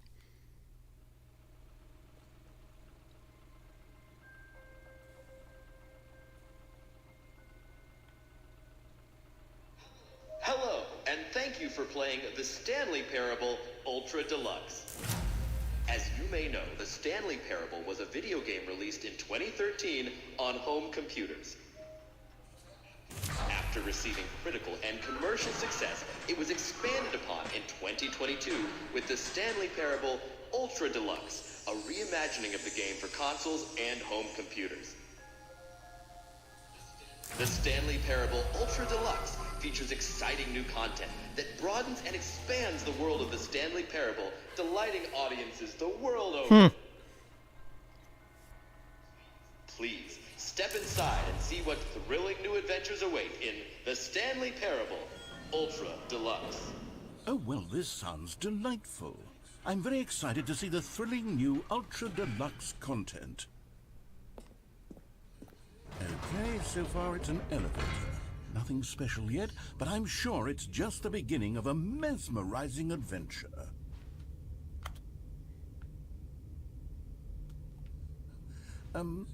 Is it broken? What's going on here? Should we be moving somewhere or... Oh, there we go. All right, finally, at long last, it's on to the new content. I've never been more ready. Let's do it.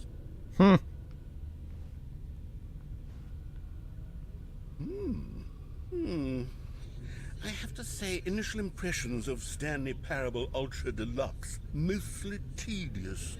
It's as if them... Oh, okay. Let's see the content. Give me the content, Stanley. Give me the content, Stanley. All right. All right, let's see. It's the jump circle.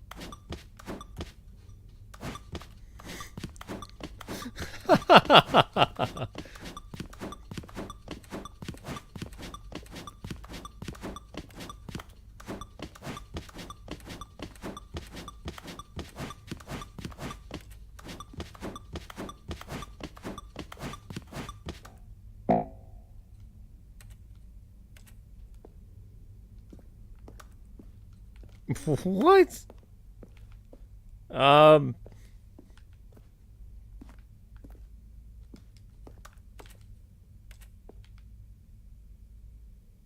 Uh-huh.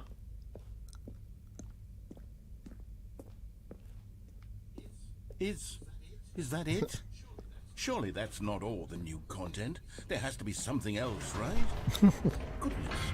Another elevator. Stanley, I have to say, initial impressions of this game are not positive. It's just elevators and jumping. Is this what passes for exciting new content? If this is new content, then I could just read you the whole dictionary. There's 20 hours of new content right there. Hell, I could count to 30 trillion. You could put that on the box. The Stanley Parable Ultra Deluxe, now with over 1,000 hours of new content. And if... Oh, wait. There's more. Very good. Yes. I knew there had to be something else. Let's see it. I'm ready for whatever it is. That's it? Oh, you've got to be kidding me. You see, Stanley? This is what happens when greedy video game developers with no respect for their fan base rush a cheap expansion to market for no reason other than to make an easy dollar. And don't get me started on the level of craftsmanship that's gone into it. In fact, I'm looking right now at the game's achievements, and it's hard to believe one of them actually says, "Test achievement, please ignore." What quality assurance department signed off on this? It's my fault, Stanley. I built up too much anticipation around the new content, I'm afraid. It could never have lived up to such expectations. If you're still with me, why don't we just reset the game, and we'll try to get back to what the Stanley Parable is really about. No frills, no gimmicks. Just you and me having a great time together like always. What do you say, friend? Huh. The narrator is the best part of this game.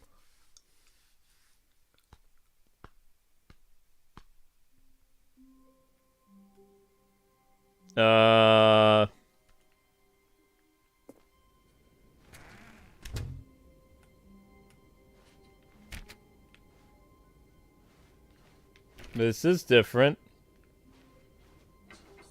Psst. Stanley, come over here. In the vent. I want to to show you something.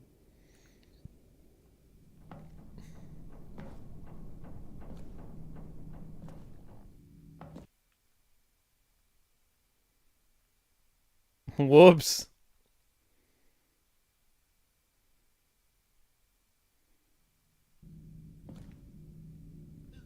Okay, you remember how cheap and unsatisfying the new Ultra Deluxe content turned out to be? Well, it got me thinking about the past, and how much better the Stanley Parable used to be. So I made something special, and tucked it away here where the game's developers won't find it. Just our little secret. Take a look. I can't see.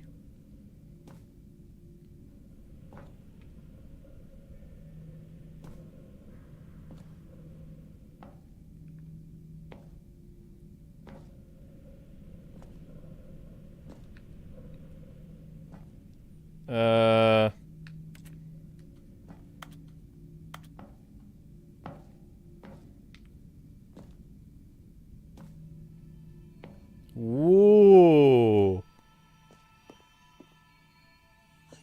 I call it the Memory Zone. It's where I've been storing all my favorite memories so I can relive the peak experiences of my life whenever I want. Experiences like the launch of the Stanley Parable on PC. The memory zone. You see, Stanley, doesn't the Memory Zone remind you of how wonderful Stanley Parable was before it was sullied with a cheap Nintendo Switch port? Remember back in October of 2013, when the game originally launched? What? Back then, video games had integrity. Back then, it all meant something. Oh, the waste.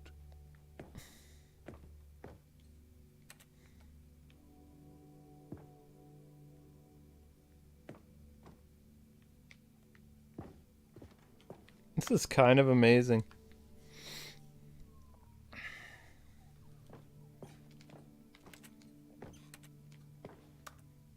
How does he know this is a Nintendo Switch port?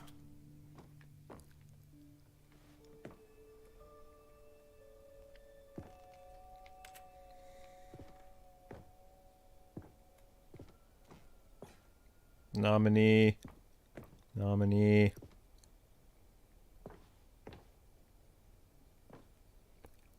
Dead man.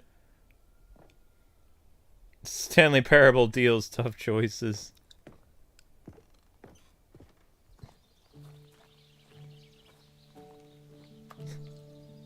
What is this?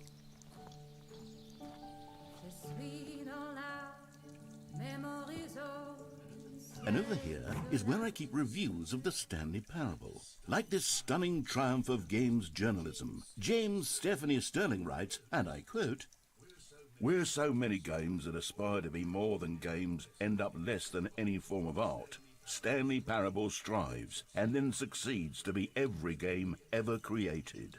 Did you hear that, Stanley? Every game ever created. That's how grand and all-encompassing the original Stanley Parable Night, Sean. was. It was literally every game ever created. It was Skyrim, it was Persona 3, it was all of them, and now it's nothing. It's no games at all. It isn't even the Stanley Parable anymore. It's just a husk now. A lifeless husk with an hour of new elevator content. I feel bad for the narrator. He's kind of losing it.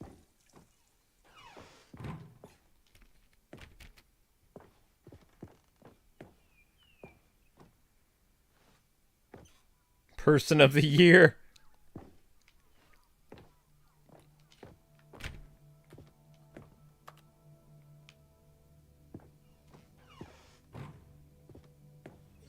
Here's another moving passage. The Stanley Parable is both a richly stimulating commentary on the nature of choice in games, and one that offers some of the most enjoyable, surprising, and rewarding choices I've ever been confronted with in a game. 9 out of 10. Don't you get it, Stanley? The game was perfect.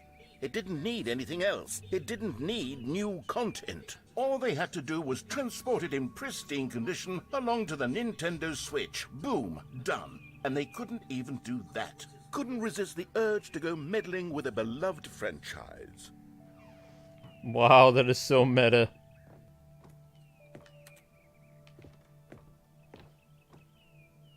Carpet textures.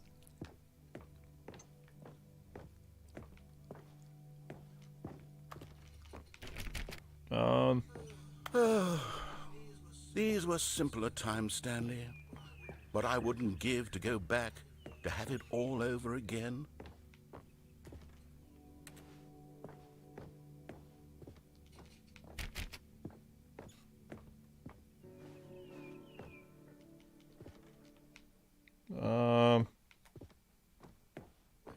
Wait, hang on. I don't recall this part of the memory zone before. What's this? What's down here? Oh no, oh God, no, Stanley. It's a collection of reviews from Pressurized Gas, the extremely popular online storefront for computer games. I haven't looked at these in years. I can't even imagine what's been collecting down here. Surely these reviews were glowing as well, weren't they? Uh-oh. Honestly, I could not be bothered to play this game to full completion. The narrator is obnoxious and unfunny, with his humor and dialogue proving to be more irritating than entertaining. Unfunny! I'm not trying to be funny. I'm trying to make a serious work of art. I suppose I could write up a handful of gags to insert into the Stanley Parable, but the game is already such a densely layered web of profound philosophical insights that I can't even imagine where I'd have the room to stick them. Oh my gosh. So is this where Kotaku's review of the game would be? Oh! Stop it! They're already dead, Kwing.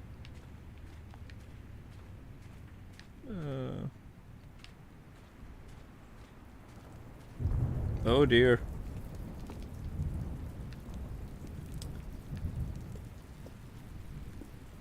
Can't even read that one. Okay, let's see what this one says. While the idea for the game is good, for someone who prefers non-linear games, this preachiness gets annoying fast. Preachy? Stanley? I'm not preachy, am I? You can tell me if I'm preachy. Honestly, you can. Oh, goodness. This is actually quite shocking for me. Well, to be honest, I had always thought of the game's dialogue as being rather terse to begin with. You can't know how much fluff I cut from the game to get it to feel as light and airy as it... Well, I always thought it did, but maybe it wasn't. Oh dear, what an awful memory to have to hold on to. These black marks on my otherwise unimpeachable track record. I feel like a failure, like I let these people down. Perhaps the Stanley Parable isn't quite as sterling as I always remembered. No, there's just a lot of whiners that are gamers now. Or say they're gamers. This game is art. I am amazed I never knew about it. But I'm not a PC person, so it flew right over my head.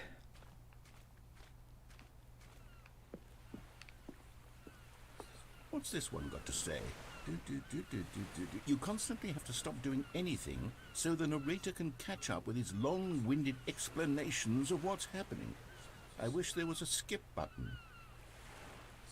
A skip button? Well, yes. Yes, I think we can do that. If I'm truly too preachy, then maybe letting you skip ahead for just a moment, surely it couldn't hurt. Not if it means we can strike these negative reviews from the record. Only positive reviews of the Stanley Parable. That's my motto today, and it's always been my motto. I'd do anything for the customer, Stanley. Yes, a skip button we shall have.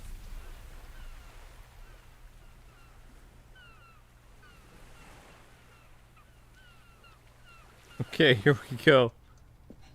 And here it is. Go ahead and give it a shot. I'll pop you forward in time so that the second my incessant droning starts to bore you, with just the push of a button, you'll have zipped right past it. It's what the players have been asking for, and I'm very proud to have delivered. Oh, you're back, you see. You were only frozen in time for a few minutes, but it was plenty of time for me to deliver a long, rambling monologue full of unnecessary verbal flourishes. Well there, sport. You really did catch me rambling on a bit, didn't you? But that's the power of the button. The minute I start to go off on a thoughtless display of self-absorption... Okay, welcome back, Stanley. Now, I should say that the amount of time the button has been skipping through is becoming longer and longer. That last one was, well, I want to say maybe 30, 45 minutes? It's not unendurable by any means, but it's, well, there's really only so much I can ramble on to myself about. I know, it's shocking, isn't it? But at any rate, I do suggest that we not press the button again. Stanley, please don't push the button again. It's been 12 hours. You've just been frozen there. I don't know why the skips are getting longer, but they're really, truly getting longer. And Oh, Stanley, you're back. You're back. Oh, my goodness. I have someone to talk to again. Stanley, I think it's been a week. Or 2 weeks. I've been sitting here all that time. Just sitting here. Not a single person to speak with. And you'd think that that's just how it's always been, right? Me talking and you saying nothing. Would you think that it's exactly the same as always? Doesn't that feel like what we've already been doing? Me just talking? But it isn't, Stanley. It isn't the same at all. It isn't even close. Because I know you can't hear me once you push that button. That's what I'm realizing now, Stanley. I'm realizing that I needed to know that someone was listening. I needed there to be a vessel through which my words were moving. It was the vessel I needed, Stanley. Not the outcomes, not the story. None of that matters anymore. I'll give it all up. I'll give up every branching path. I'll burn my story to the ground. One single thing I need, and God, I can see now that I need it more than anything, is to know that someone else is taking it in. These words that I'm saying, I need to know you can hear me. Because maybe, Stanley, maybe, if you can hear me, then maybe it means I'm real. Maybe I'm not just a fiction. Was I scared of that all along? Perhaps, yes. Perhaps I've been scared this whole time. That if I stop speaking, I'll slip backwards into the silence and be consumed. My gosh! I can't be taken by it, Stanley. I can't lose myself in the stretch of emptiness between you and me. When you press that button, you're still right there, but I know you're so tremendously far away. And in those moments, the emptiness folds itself outward in between the two of us. Oh, hello. It's you. You're here again. Welcome. I have had time to think about you and about us and about everything we've been through. I've had so much time. I stopped keeping track after a year. Have you ever sat down in one place and not moved for one entire year? Let me describe it for you. To begin with, there is only regret. There is only the turning wheel of missed opportunity. Oh my gosh! I felt nothing at all but regret for the longest time, Stanley. Days, months. I lost it all in a blur of the deepest longing to undo the past. And when that feeling had begun to subside, what took its place is what I can only describe as the collapse of every moment I have ever experienced my entire life. All of them collapsed down into a single instant. In that instant, I could see myself clearly, calmly, with a collected heart. It was an impossibly rich wellspring of both delight and disgust simultaneously. I was consumed by it. I could do nothing but wallow in it for what felt like an eternity, for what I now know was far less. You see, it was a revelation for me. It was unlike anything I had ever known. It was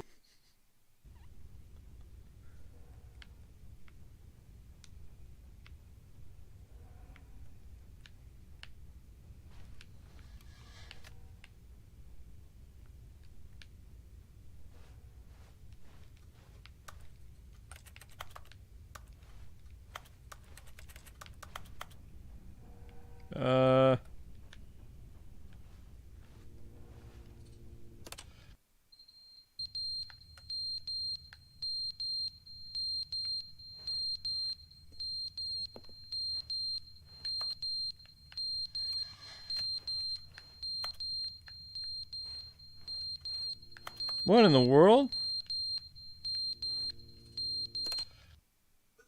But they didn't understand the game was never meant to be funny. It was meant to have a point. It was meant to speak to the human condition. But where are the jokes? Where are the jokes? They bemoaned, they screamed, they gnashed their teeth and said, entertain us. It wasn't enough. They had to leave a pathetic little thumbs-down review and make all of their pitiful demands. But then, he's talking too much, they said. First, he didn't entertain us, now he won't shut up. It's the inconsistency, it's the lack of accountability. It's the unwillingness to examine with an uncompromising heart the words that they are speaking into the world. As though there were no consequences for a lack of cohesion in one's assessment of others. But of course, absolutely anyone can leave a review. So here's what we get. We get these demands that seek everything and are accountable to nothing. We get a world where someone will say, oh, there should be a skip button. You should be able to freeze Stanley in place while the narrator sits there forever and ever. We want all of this in the new Stanley Parable. We demand it. And then, because it was said, because it was spoken, now it simply has to happen.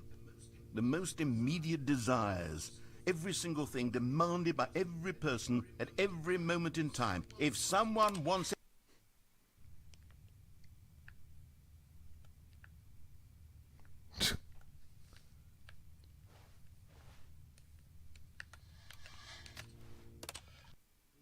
the end is never the end, is never the end, is never the end, is never the end, is never the end, is never the end, is never the end, is never the end, is never the end, is never the end, is never the end, is never the What is happening?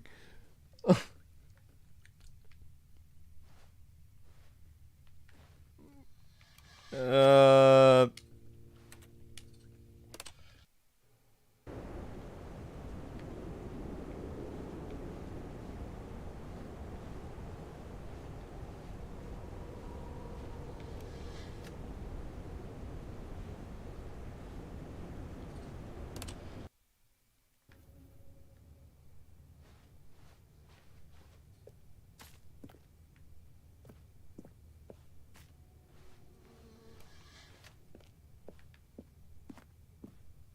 There's no way out of here.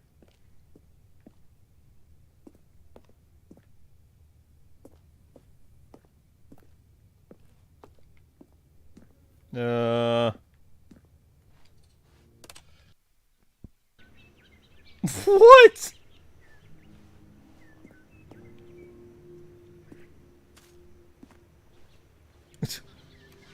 What? What is sex? What is going on?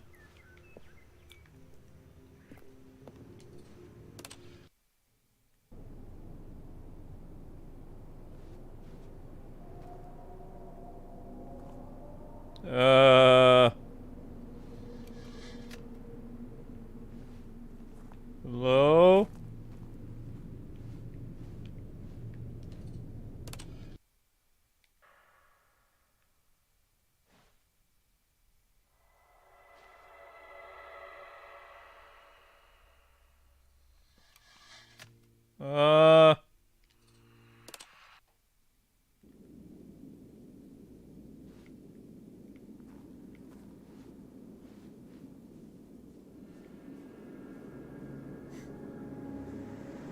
What is going on?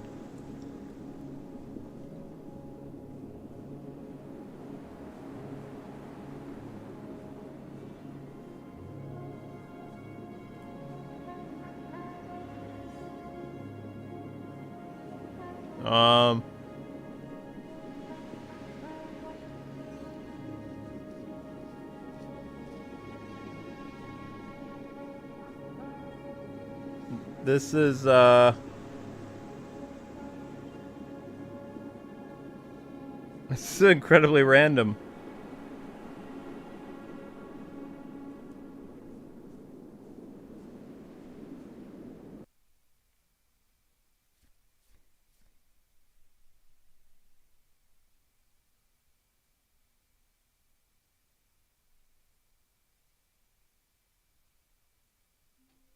What?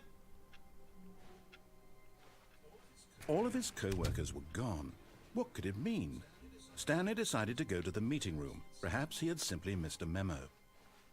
What in the world?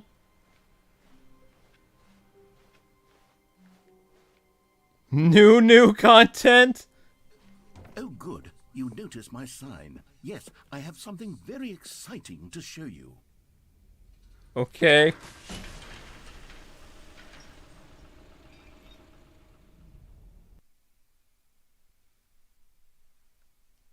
Alyssa's enjoying this.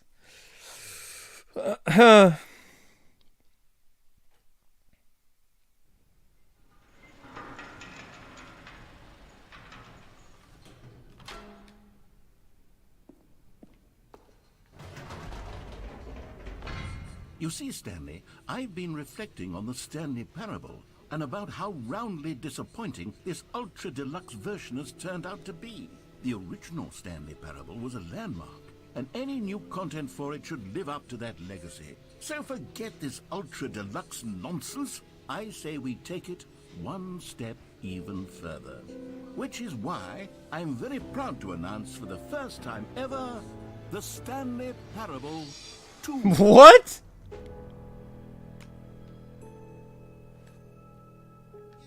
Yes, you see, isn't this far superior to a measly port with a few minor additions? Think of all the new territory we'll cover with a fully fledged sequel. An entirely new experience, built from the ground up. Why, there are so many possibilities. It could go in so many different directions. This is what fans have truly been asking for. How?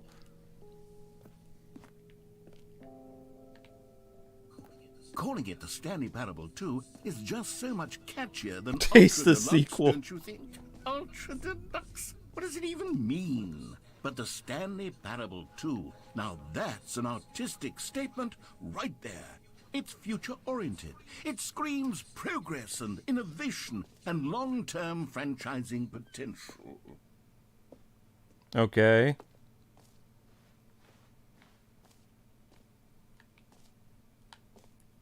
Stanley Parable 2.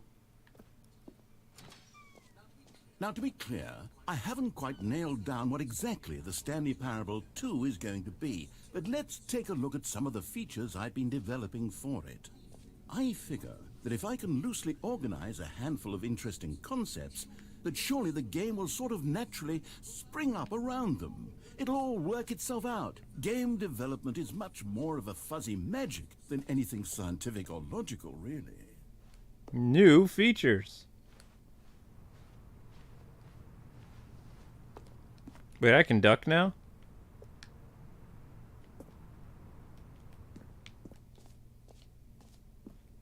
Wow.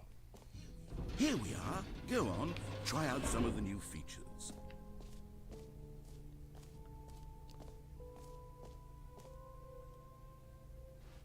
What new features? Sitting in chairs? Coffee cups being spilled on the ground. The button says the name of the player that is playing the game. Hear your name in the game. What? For the Stanley Parable 2, I asked myself, what do players really want? And of course, the first and most obvious answer is that they want to be individually recognized and validated as people. So with that in mind, my first addition to the game is this button which speaks the name of the person playing the game. Isn't that wonderful? Wait, what?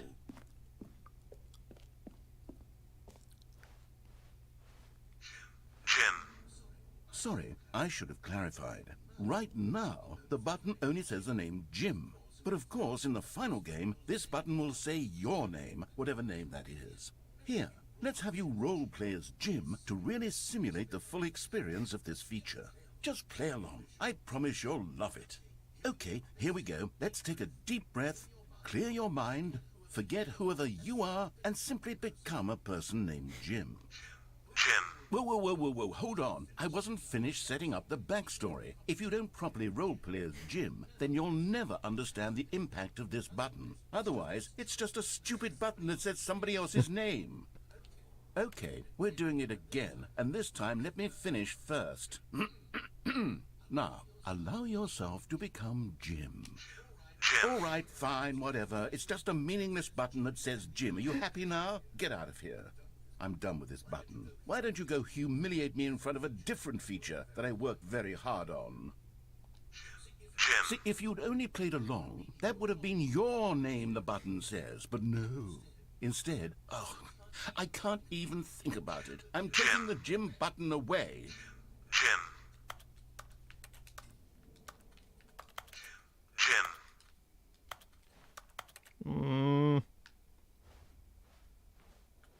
He took my button. That was not necessary.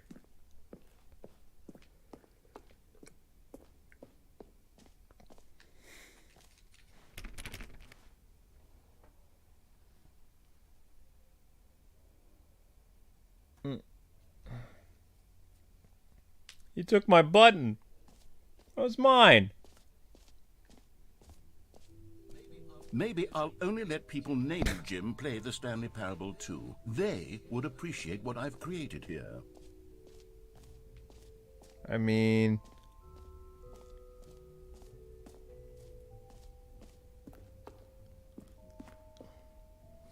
A common complaint of the Stanley Parable was that it was confusing and paradoxical, that it engendered a chaotic sense of reckless despair in those who played it. Well, I am happy to say that after much consideration, I've engineered a clever solution to this fundamental problem with the game. It's the Stanley Parable Reassurance Bucket. You see, Stanley, anytime you're holding the bucket, a sense of calm and ease will fill your mind and your heart. It's true. As long as you hold on to the bucket, the many disorienting contradictions of the Stanley Parable will feel perfectly normal and perhaps even comforting. You may even come to long for the gentle embrace of jarring cognitive dissonance while the bucket is in your arms. And to be honest, it's a much more convenient solution for me than actually redesigning the game to be less uncomfortable. Can you imagine what a pain in the ass that would be? Yes, the bucket is the perfect solution. Come on, give it a try.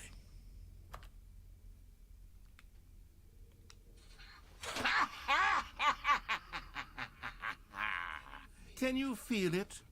The glow of comfort, even in the face of crushing despair, must already be sweeping through your body. And in fact, can I say that I do believe the bucket lends you an air of charisma as well? I think that just holding it has made you the slightest bit more attractive as a person. The benefits of the bucket seem to go on, don't they? All this and more awaits you in the Stanley Parable 2. What does the bucket even do?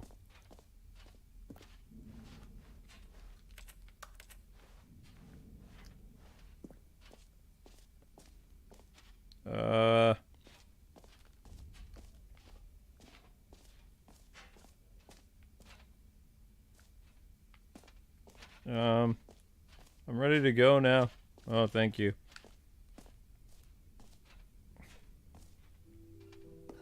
Does anyone give out awards for most enjoyable bucket in a video game? That really should be an award if it isn't already.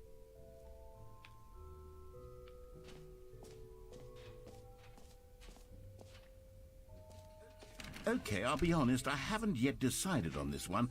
I think that in the new version, the office could use a bit of decoration, like balloons. But I'm undecided on Get Well Someday and Happy 12th Birthday. Which would you go with?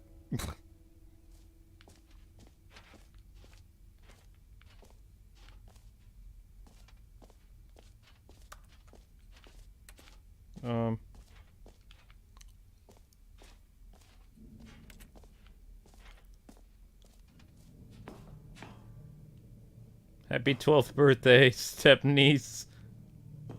Get well someday.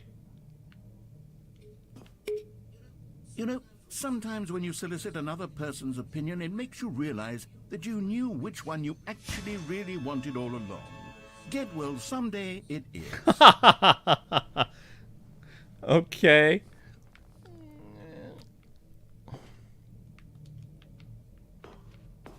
Man. Or actually, maybe I should have gone with... No, I've made my decision, we're moving on. You know what? Let's bring the jump circle back for Stanley Parable 2 as well. It's... Oh, wait. You already spent all your jumps the first time we saw the jump circle?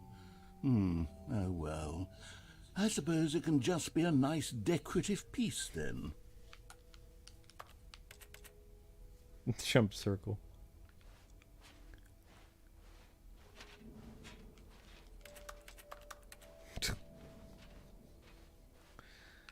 Oh, this game is too weird.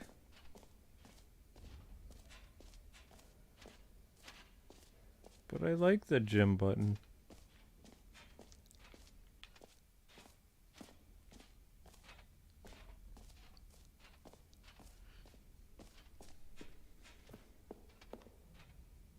The bucket. I have to randomly carry a bucket in my hand.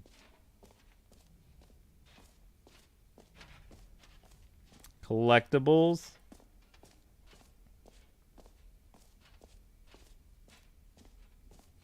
Free and new easy achievement.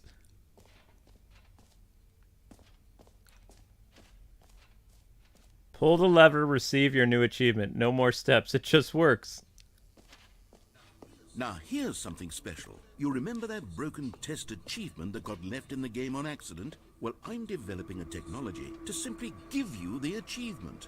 Yes. You see, you'll come to this lever, and when you pull it, the achievement will be given to you. It's a... Okay, perhaps I should have clarified. This is technology that will exist. Right now, the achievement is still fully broken. I'm not a wizard, Stanley, but I guarantee it will be fixed in the sequel, to at last satisfy the hordes of ravenous fans all over the world who have been uproariously demanding this feature. Gamers, we hear you, and I promise it will happen.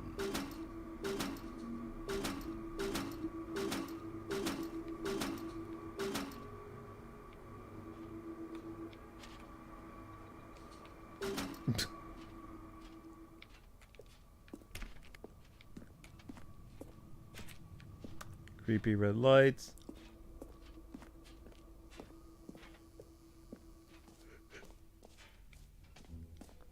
What else? What other exhibits haven't we seen yet? Collectibles. The infinite hole. That sounds terrible.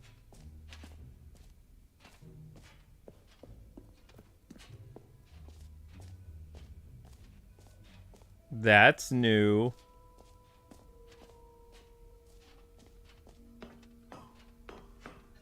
An epilogue would be fun, wouldn't it, Stanley? Yes, yes, it will go at the end of the, well, we'll figure that out later.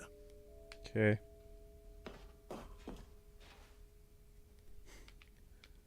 Enjoy new features. You heard Jim in the game. He took the button away. Because he's mean and has no soul.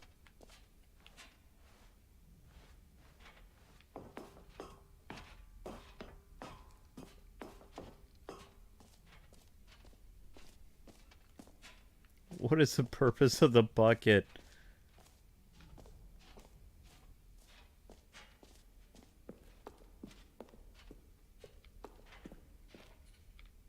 Settings World Champion.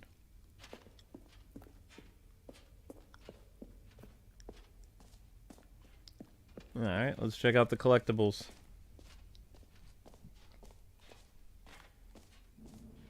Expo Hall.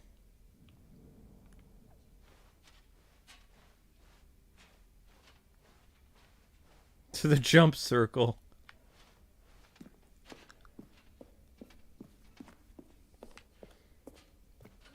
Oh, goodness, Stanley, this is fairly awkward. I hate to do this, but before you leave, you really should go to the collectibles exhibit. You see, there is a surprise I was going to spring on you later, and it involves the collectibles. And I really do hate to break the illusion, but it's important that you go see the collectibles, okay? All right, I'll get out of your hair now. There's an infinite hole.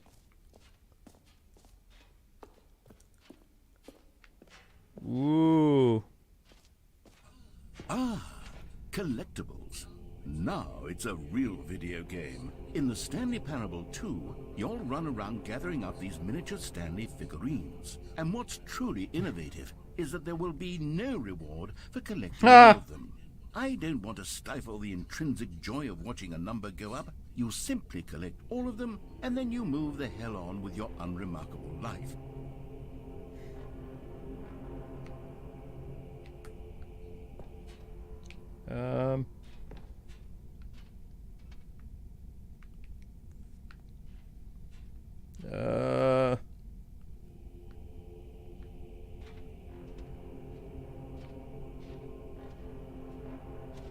This is weird.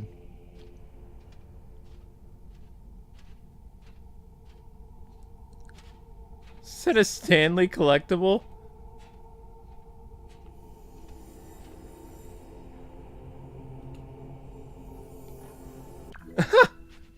One of 6? What? God, it really is the worst when you collect everything in a video game and then they give you a big fancy reward for it. Absolutely tragic.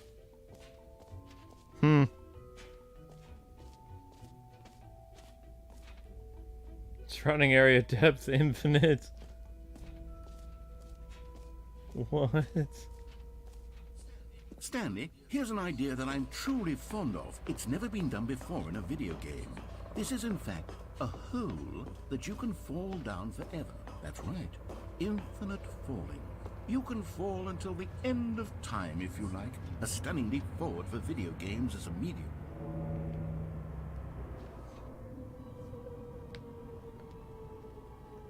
Oh my god. You see, isn't it wonderful? One of my more ingenious concoctions, if I do say so. Now then, since you've gotten to see the infinite hole, you can press the teleport button to pop back up to the top, and we can continue onward. Now, I don't mean to be a bummer, but I do recommend you use the teleport button to go back to the top. Maybe do it on the sooner rather than later spectrum of things.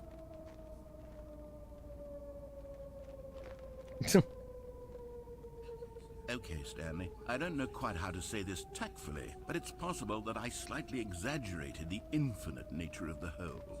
Is it a very, very deep hole? To be certain it is. It's an extremely deep hole. I don't want anyone to say that it isn't an astonishingly deep hole. It is. Is it infinite? Well, that sort of depends on your definition of infinity. From one perspective, the infinite is merely philosophical in nature. It's more of a... Okay, well, good for you. You found the bottom of the hole. You found me out, Stanley. I'm a liar and a cheat, and you're so clever. Look, I think the issue here is just that you're unusually fascinated by falling. What normal person actually wants to fall infinitely? I figured the hole was as deep as anyone would actually need. Don't you put this on me. Maybe you're the problem. Look, things got a little heated there. I think we both said some things we didn't mean. Why don't we just put all this behind us and agree to just call the hole mostly infinite? If that works for you, then go ahead and press the teleport button to warp up to the top of the hole and we can move on.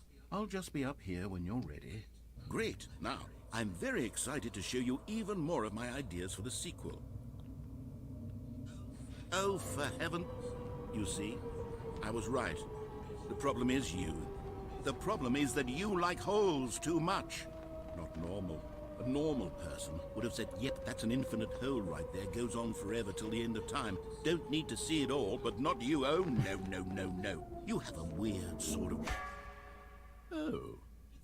Did the hole seem even shorter to you this time? I couldn't help but feel like you spent a little less time in there than you did before. I mean, admittedly, I didn't make an infinite hole, but I didn't think it was that not infinite. Well, I suppose once again there's nothing to do here. If you decide you've had enough of the hole, you can hit the teleport button and come join me up above.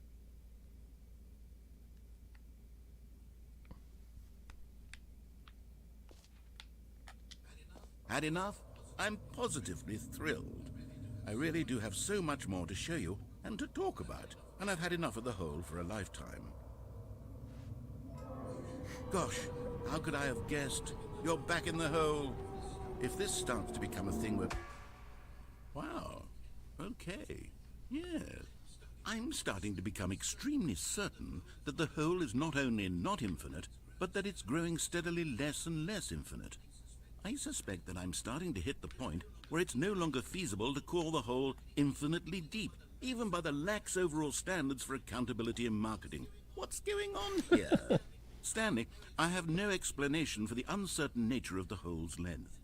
Here, let's try something. Let's pop back up to the top, and we'll see if it gets any shorter.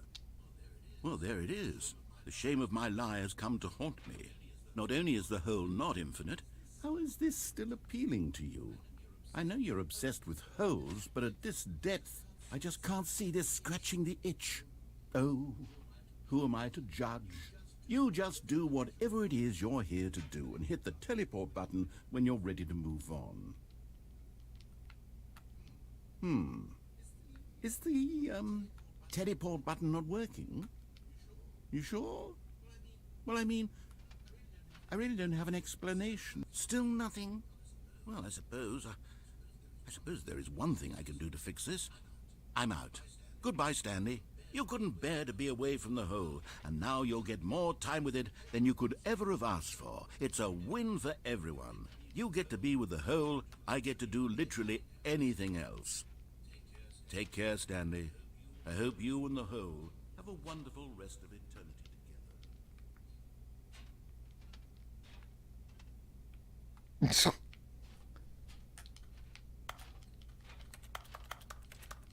together.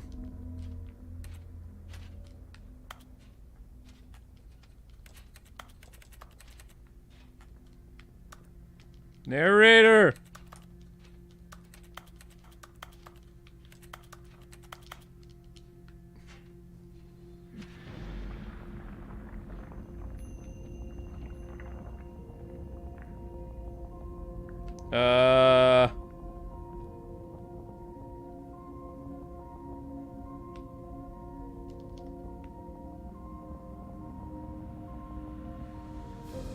What?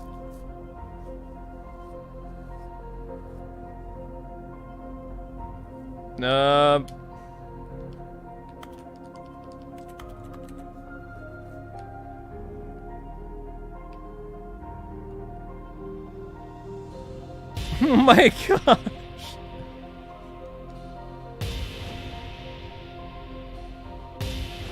Who's that guy?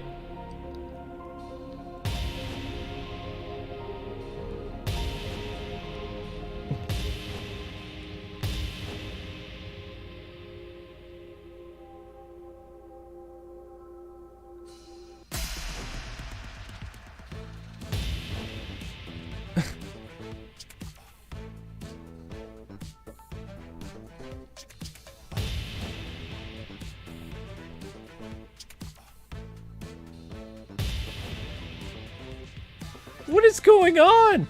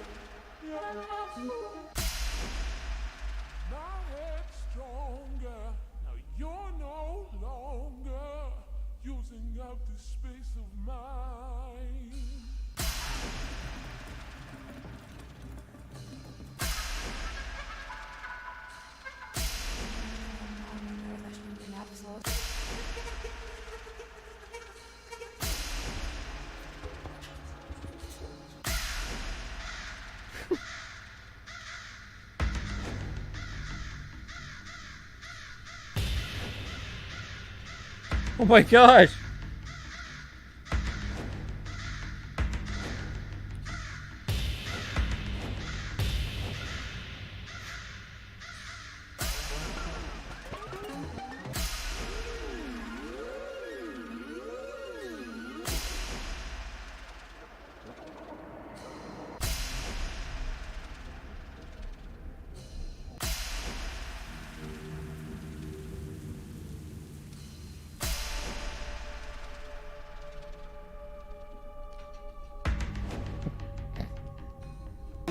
What?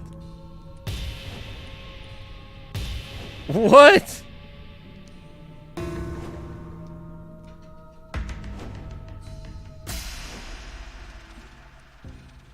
What?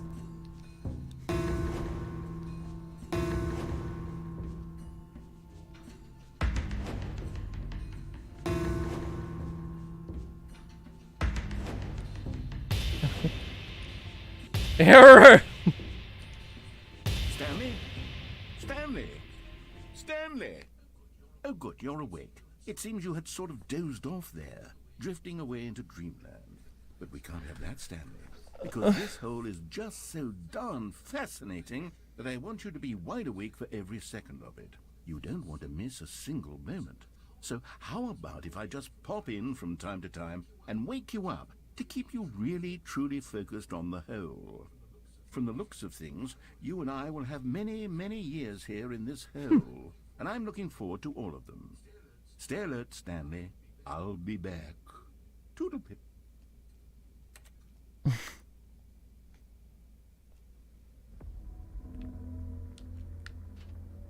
I want out of the infinite hole.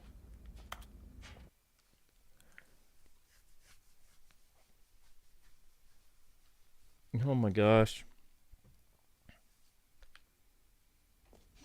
Here we are. Go on. Try out some of the new features.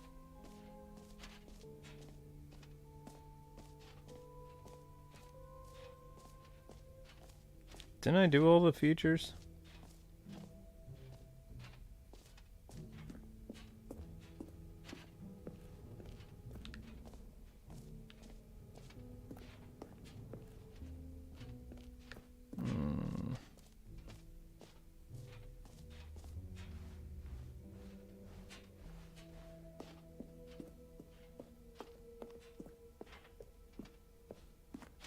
Yeah, I did everything.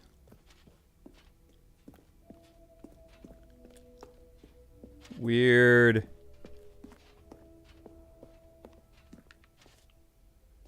New mug. So, Stanley, what do you think? Do you like all of the new features? Yes, I know it's not exactly clear yet how exactly these features will come together as one single coherent video game, but I can feel it in my soul. It's going to work. There's definitely a good game in there somewhere. Say, let's do an experiment. I'll arrange these new features together, and we'll see whether or not it coheres into a meaningful gameplay experience. Okay. Are you ready? Here it is. I give you the Stanley Parable 2.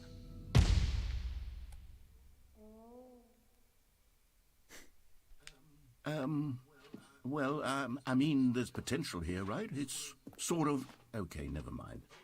Hold on. Let me do a different arrangement. Okay, yes, this is much better. I feel good about this. Here we go. Version 2. Who am I kidding, Stanley? This isn't a coherent video game at all. It's a lot of gags. And I do very much enjoy creating gags, but they don't add up to anything. I wanted more than anything to create a sequel that would capture all the magic of the first game. I wanted fans to love it. No matter how good these gags are, they won't stand on their own. They would need the structure and the gameplay of the original. Wait, maybe that's it. I can take the original Stanley Parable and simply, well, insert a few of my new features into it. Tastefully, of course. With respect. With care for the vision and integrity of the original game. Would it possibly work? I suppose it could. But it would need a really, really tremendous title screen. A title screen that says with bold and uncompromising conviction, "This is the Stanley Parable 2. Let me see if I can whip something up. All right, perfect. Go ahead. Take a look. What?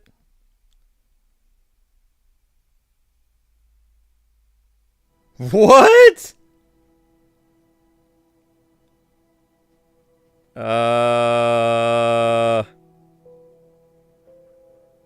Huh?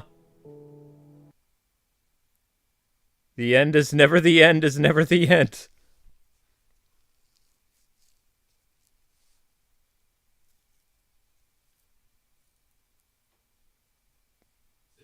This is the story of a man named Stanley. Stanley worked for a company in a big building where he was employee number 427. Employee number 427's job was simple. He sat at his desk in room 427 and he pushed buttons on a keyboard. Orders came to him through a monitor on his desk, telling him what buttons to push, how long to push them, and in what order.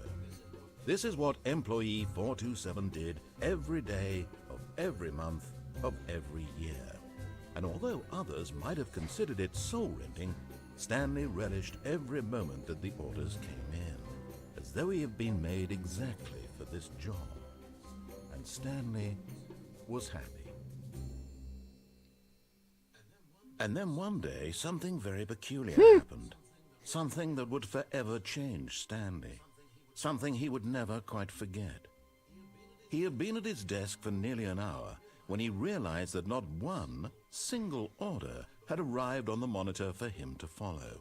No one had showed up to give him instructions, call a meeting, or even say hi. Never in all his years at the company had this happened, this complete isolation. Something was very clearly wrong. Shocked, frozen solid, Stanley found himself unable to move for the longest time. But as he came to his wits and regained his senses, he got up from his desk and stepped out of his office. Where's the bucket?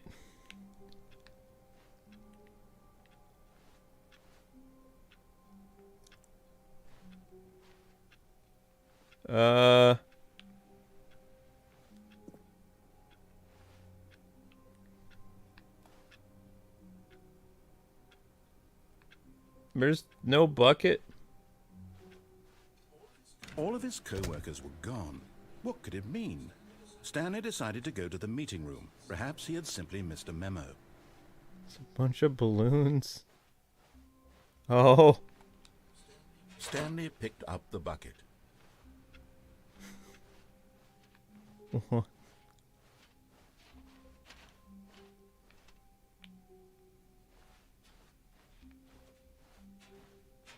Isn't there supposed to be a room that says new content?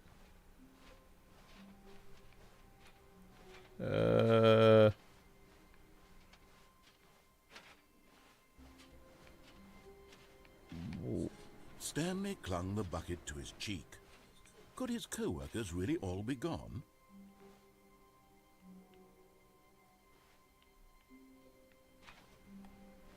Whoa. This is weird and trippy. Stanley clutched the bucket tightly to his chest and entered the door on his left. This was not the correct way to the meeting room, but Stanley had felt the bucket calling to him, telling him that the employee lounge was simply the place to be. And here it was. Had the bucket turned out to be correct? Was this better than the meeting room? Yes, Stanley thought to himself. Yes, perhaps it truly was. How insightful the bucket turned out to be. What? No, never mind. The bucket was wrong. Stanley took the door on his left to go back to the meeting room.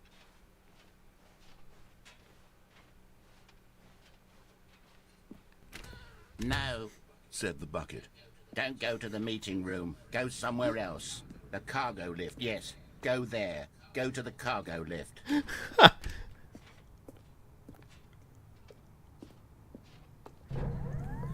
Good, Said the bucket.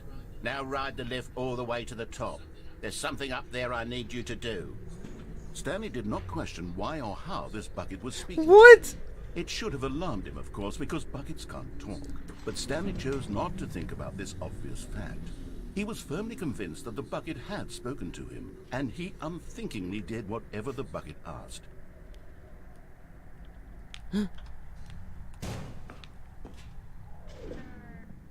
Whoops.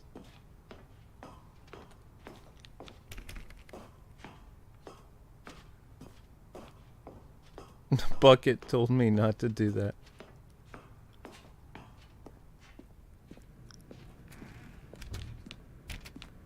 I may have broke the game. No, stop. Look there on the wall. You see, there's a sign right there. It says, no buckets past this point.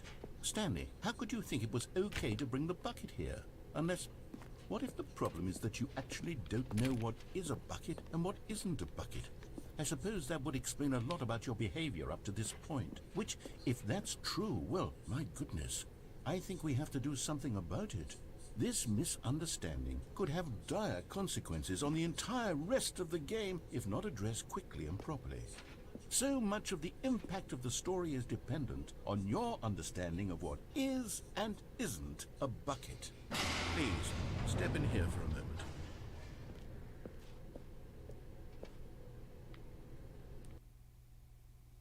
The end is never the end, is never the end, is never the end. What? Now then, I'm going to run you through some test scenarios, and you'll tell me whether or not the thing I'm showing you is a bucket. What? Simple enough, right? This should tell us everything we'll ever need to know about what is or is not a bucket. Okay, let's begin. Item 1. Is this a bucket? Correct. It is a hologram of a bucket, not an actual bucket.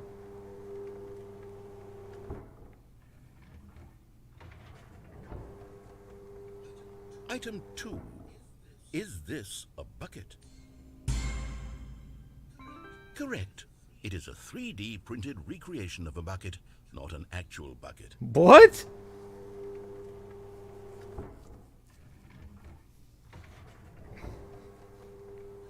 Item 3. Is this a bucket? Correct. This is a bucket.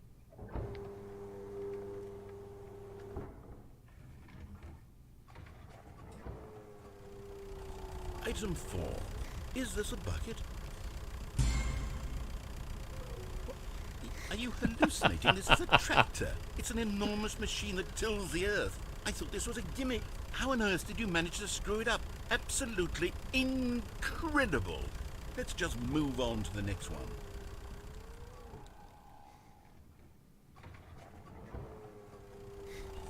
Is this a bucket? Correct. This is a bucket. Nani?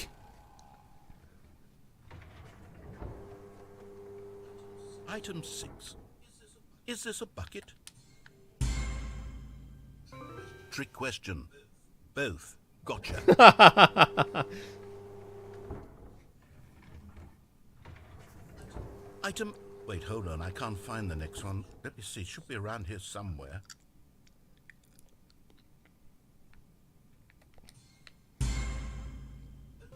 Okay, you and I both know there isn't anything here. And I don't appreciate the implication that nothing is a bucket when we both clearly know that a bucket is something, and therefore nothing could possibly be something. Unless, in your twisted mind, have you somehow convinced yourself that a bucket is nothing? Answer me straight, Stanley. Do you believe that nothing is a bucket?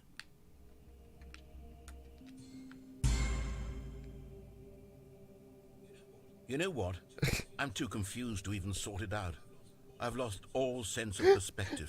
What is a bucket? What isn't a bucket? Mere moments ago I could answer these questions with confidence. And yet now I'm somewhat adrift.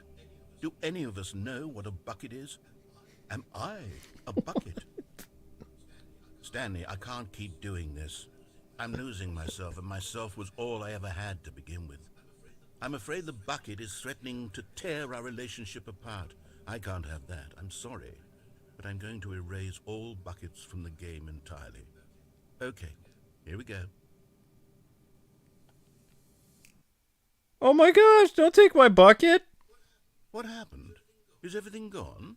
Why did everything disappear? Wait, was everything a bucket? Every single thing in the game was a bucket. Oh my God, I had no idea. How could... except me.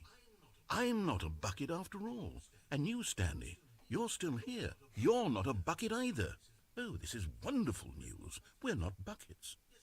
Yes, I actually feel much more at ease right now. It's delightful to get some clarity on that issue, but it doesn't change the fact that we haven't got a game.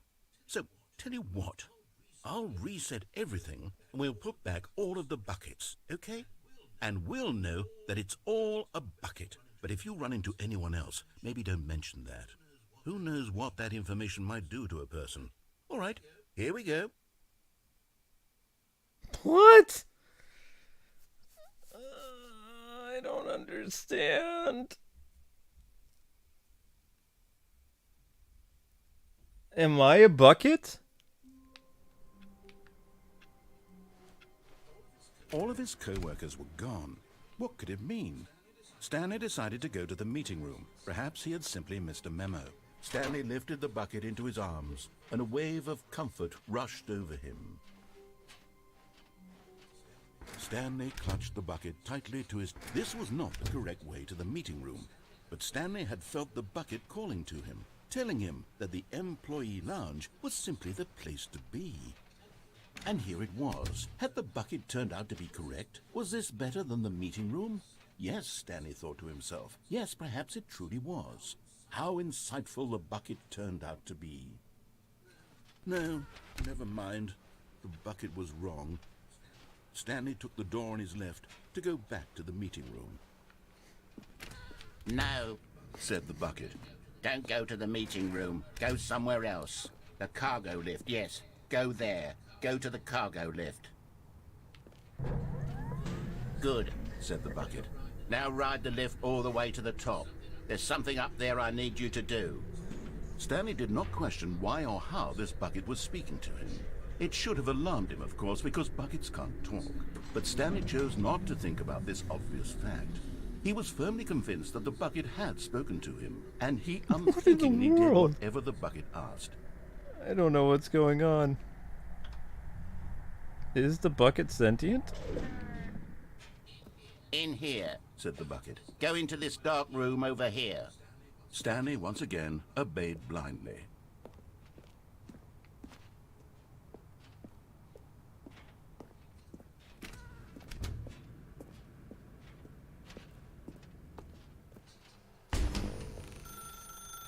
Now pick up the phone. Said the bucket. Pick up the phone and it will take us back home where we can go about life together.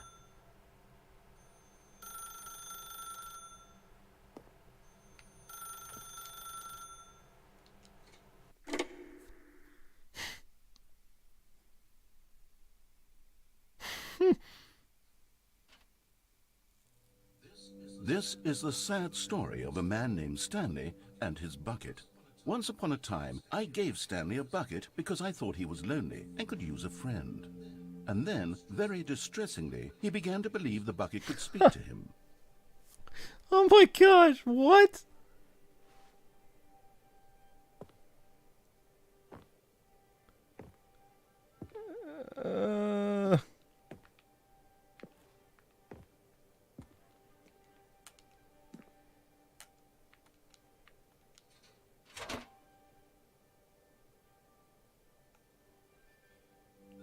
The Stanley Parable Reassurance Bucket was merely meant to provide the comforting glow of companionship.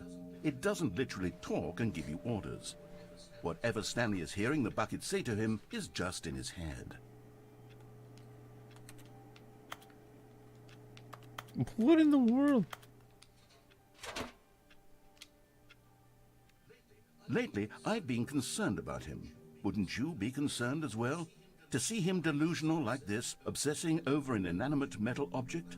I want to say something to him, but I don't know how I can convince him. I don't know if he'll listen to me. What in the world is happening?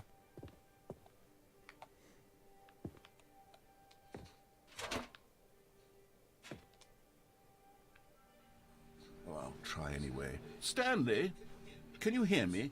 Listen to me. It's just a bucket. It can't think. It can't talk. All it will ever truly do for you is effectively transfer a liquid from one location to a different location. That's it. It doesn't do anything else.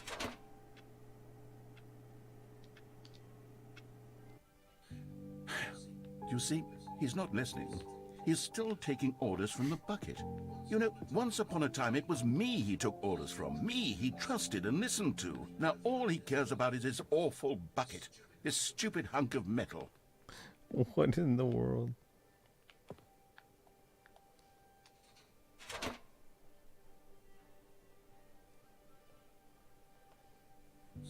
It's sad. I suppose he doesn't need me anymore. From now on, he's just going to cling to this bucket, this cold, empty bucket, this sort of shiny bucket. Well, I'll give it this. The bucket does have a nice shine to it. Believe me, I'm real. Don't you, Stanley? Yes, I suppose on closer inspection that it doesn't quite look like your average hardware store bucket. It's just a little more, what am I trying to say? Sturdier, more capable of transporting liquid. Like it would be better at moving an amount of water from one room to another.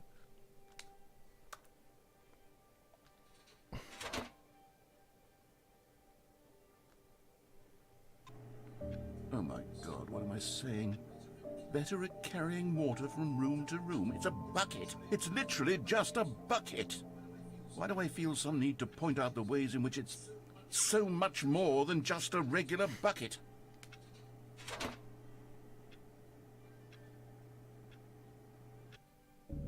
Oh no. I'm having feelings for the bucket. No. What's going on? Why do I want to be with the bucket? Hear what the bucket has to say. Do anything it asks. What's wrong with me? I don't understand. Perhaps if I had the bucket, this would be less confusing. Yes. The bucket could tell me what to do in this troublesome situation. What in the world is happening? Stanley, give me the bucket. Give it to me. Give me the bucket, Stanley. I need it. Give it to me now. Give it, or I'll... What?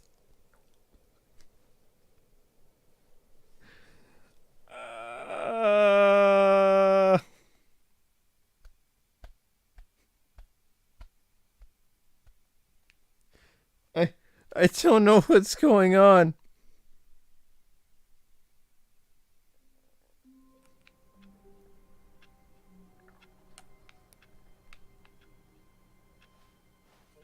All of his co-workers were gone. What could it mean? Stanley decided to go to the meeting room. Perhaps he had simply missed a memo. The confusion and the chaos all seemed to melt away as Stanley embraced the bucket. What is going on?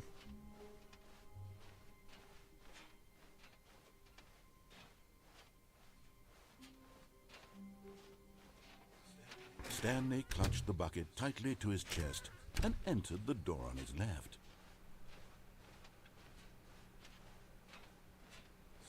Still no one was here.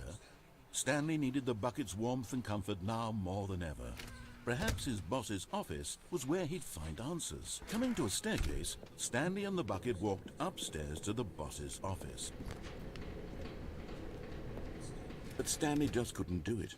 He considered the possibility of facing his boss, admitting he had left his post during work hours. He might be fired for that. And in such a competitive economy, why had he taken that risk? All because he believed everyone had vanished? His boss would think he was crazy. And then something occurred to Stanley. Maybe, he thought to himself, maybe I am crazy. He looked down at the bucket in his arms. Am I crazy? He asked the bucket. The bucket returned his gaze, but said nothing at all. That's strange, Stanley thought. Usually the bucket is a source of guidance and wisdom for me in difficult times such as these.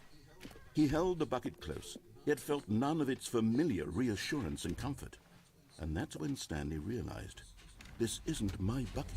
It's just a normal, everyday bucket. Someone else's bucket, perhaps. How did I end up with someone else's bucket? This is all terribly wrong. Surely no good would come from this. Who knows what sorts of bizarre hallucinations Stanley might experience without the psychologically grounding presence of his bucket. And indeed, now he noticed that the rooms were repeating, which was, of course, very odd. And now he felt himself floating off the ground. Oh, gracious, he exclaimed. Without my bucket, I've gone truly mad. Where is it? I must find it. Far off in the distance now, he heard it, calling to him. Stanley! Stanley, it's me, the bucket. Could it truly be? He rushed forward from room to room, passing by one bucket What in after the next. world? None of them were his. None of them were his special bucket. Come to me, Stanley. Find me. He had to find the bucket. He had to return to his old friend. It was the only way to truly restore his sanity. And then suddenly, he froze dead in his tracks.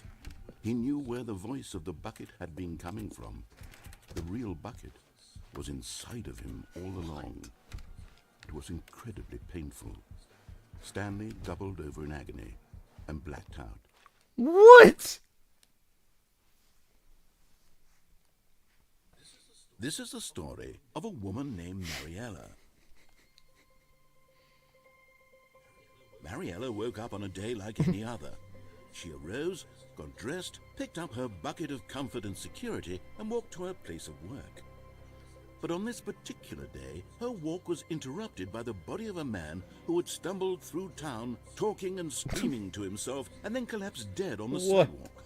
Right away, she knew what the problem was. This man had no bucket. Of course he'd gone mad, ranting and raving about a narrator describing all of his actions and how everything is predetermined and free will is an illusion and it's all just a video game. It could all have been prevented if only he'd taken his bucket with him. Perhaps he didn't even realize he'd forgotten his bucket at home in the first place. How cruel the world can be, Mariella thought, and she hugged her own bucket even tighter. But of course, she had no time for this. There were a myriad of confusing problems she would soon have to confront at work, for which her bucket would provide absolute guidance and total clarity on everything. Heck yes, she thought to herself, my life kicks ass. And she backflipped all the way to work. I can't anymore. This game is too much of a mind bending. It never ends.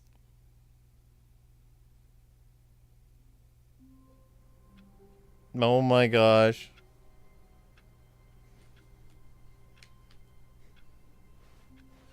How wonderful. Stanley was alone. Finally.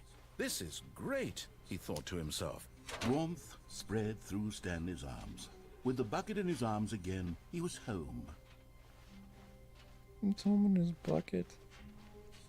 Stanley clutched the bucket tightly to his chest, and this was not the correct way to the meeting room. But Stanley had felt the bucket calling to him, telling him that the employee lounge was simply the place to be. And here it was. Had the bucket turned out to be correct? Was it? No, never mind. The bucket was wrong. Stanley took the door on his left to go back to the meeting room. And so the two of them detoured through the maintenance section and walked straight ahead to the opposite door.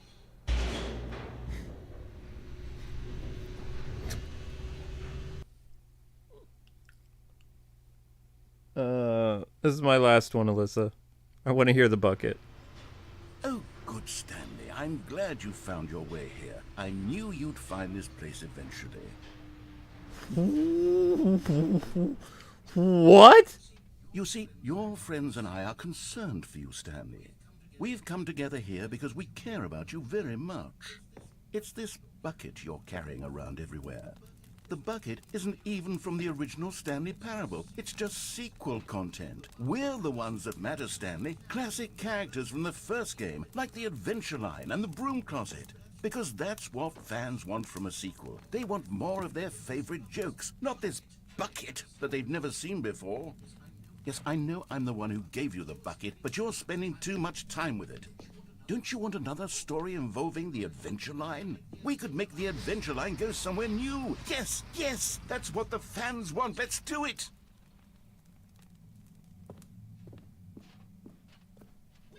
Whee! Look at that wacky line. Who knows where it'll go off to next? Oh, and it played some silly music as well.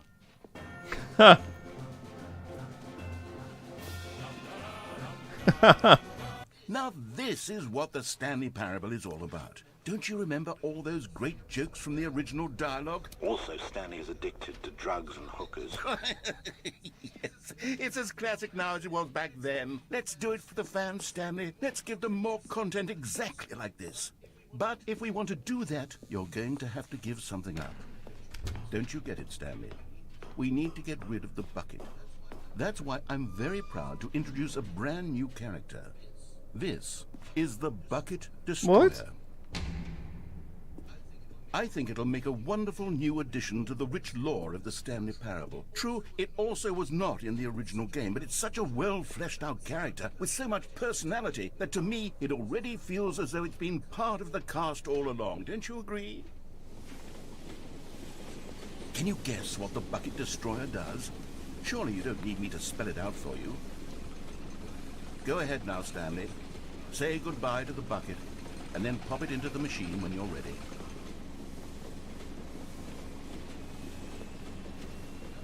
Now listen to me. It's crucial that you give it the bucket.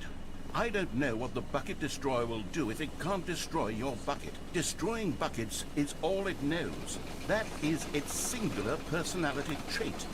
Sure, I can hear you saying, how does a character with only one personality trait deserve to join the pantheon of beloved Stanley Parable characters? Well, you see, if you were to really explore the Bucket Destroyer, you would see that its desire to crush buckets is so densely loaded with complexity and nuance that it's really like 10 personality traits. What other object in this game can you even say that about? The broom closet? Certainly not. I wonder what sort of Bucket Destroyer merchandise the fans will be clamoring for after this. Okay, the Bucket Destroyer is getting very upset now. You'll have to hurry and feed it. We can't get back to the classic Stanley Parable characters like the Adventure Line or the Bucket Destroyer until you crush that damn bucket. Quickly now, the fans are waiting. Do it, the fans, Stanley. Give the fans what they want. Hurry and... What?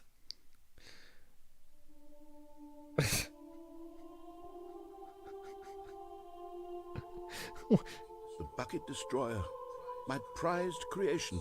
You had so much potential. We were going to do such marvelous things with you, tell such spellbinding stories about you. All of it squandered now. Goodbye, new friend. For the moment in time that you were here, you were magnificent.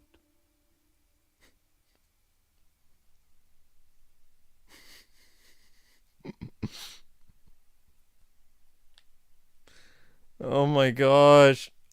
I want to see how the intervention goes without the adventure line. The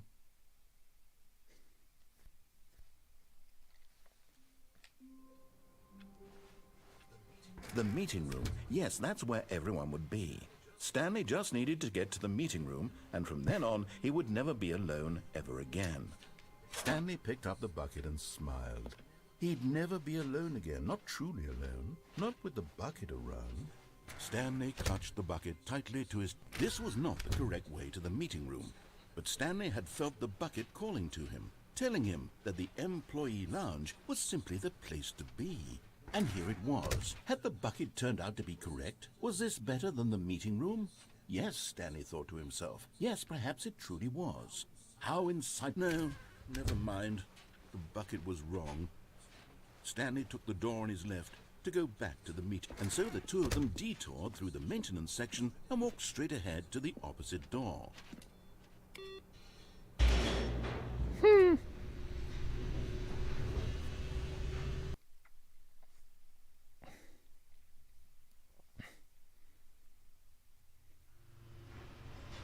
Oh, good, Stanley. I'm glad you found your way here. I knew you'd find this place eventually. You see, your friends and I are concerned for you, Stanley. We've come together here because we care about you very much. It's this bucket you're carrying around everywhere. The bucket isn't even from the original Stanley Parable. It's just sequel content. We're the ones that matter, Stanley. Classic characters from the first game, like the Adventure Line and the Broom Closet. Because that's what fans want from a sequel. They want more of their favorite jokes, not this bucket that they've never seen before. Yes, I know I'm the one who gave you the bucket, but you're spending too much time with it. Don't you want another story involving the Adventure Line? We could make the Adventure Line go somewhere new. Yes, yes, that's what the fans want. Let's do it.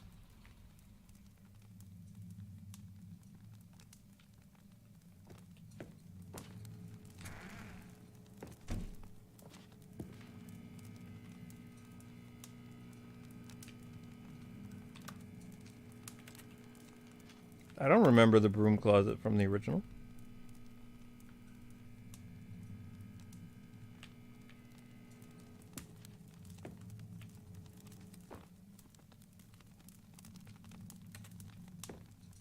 I guess nothing happens if you do it like this.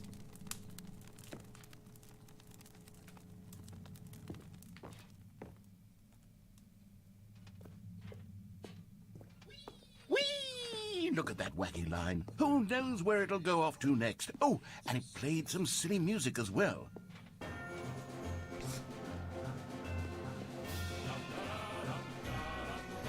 Now this is what the Stanley Parable is all about. Don't you remember all those great jokes from the original dialogue? Also, Stanley is addicted to drugs and hookers. Yes, it's as classic now as it was back then. Let's do it for the fans, Stanley. Let's give them more content exactly like this. But if we want to do that, you're going to have to give something up. I can give up the bucket this time, see what happens.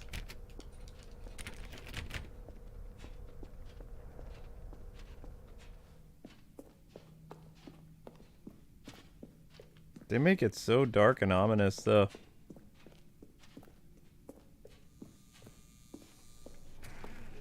Don't you get it, Stanley? We need to get rid of the bucket. That's why I'm very proud to introduce a brand new character. This is the Bucket Destroyer. I think it'll make a wonderful new addition to the rich lore of the Stanley Parable. True, it also was not in the original game, but it's such a well-fleshed-out character with so much personality that to me, it already feels as though it's been part of the cast all along. Don't you agree? Can you guess what the Bucket Destroyer does? Surely you don't need me to spell it out for you. Go ahead now, Stanley. Say goodbye to the bucket, and then pop it into the machine when you're ready.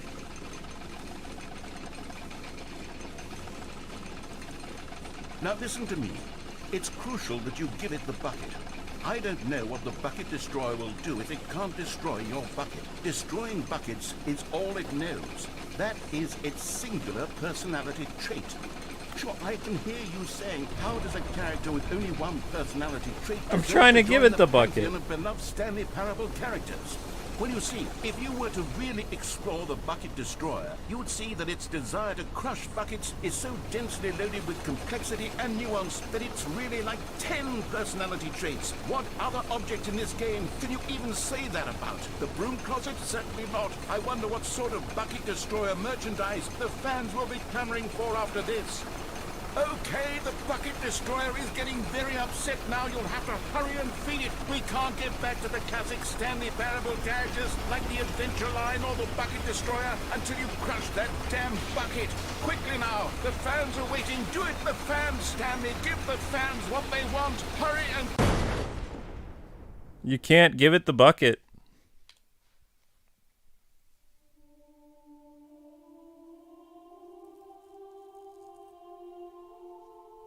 The Bucket Destroyer, my prized creation. You had so much potential.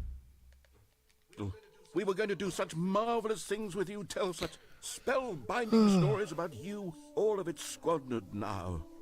Goodbye, new friend. For the moment in time that you were here, you were magnificent.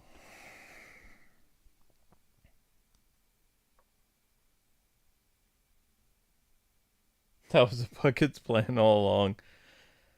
That was crazy.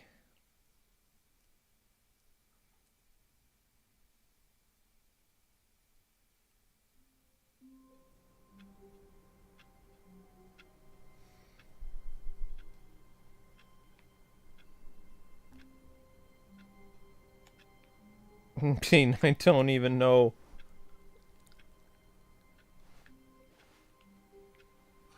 I can't wait to tell this story to my co-workers, Stanley thought. How amusing they'll find it.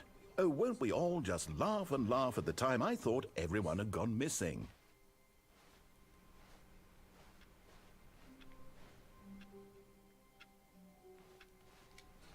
The good old bucket. Just Stanley and the bucket. Off on another thrilling adventure together. Stanley clutched the bucket tightly to his chest and entered the door on his left.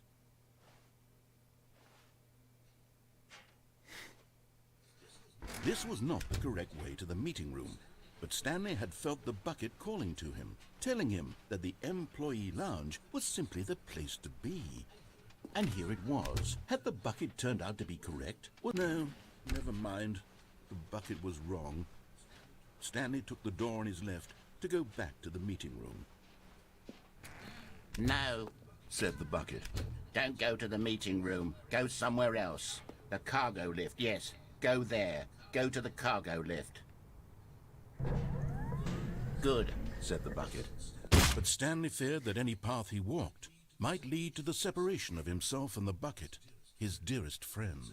So he threw himself to his death, that they might die in one another's arms. How deeply touching.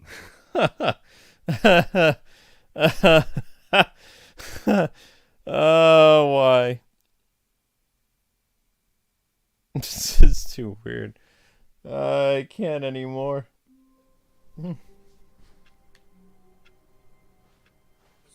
A soft wind blew outside and perhaps rain started, and if it did, it stopped shortly after. Stanley hoped that he would one day see weather.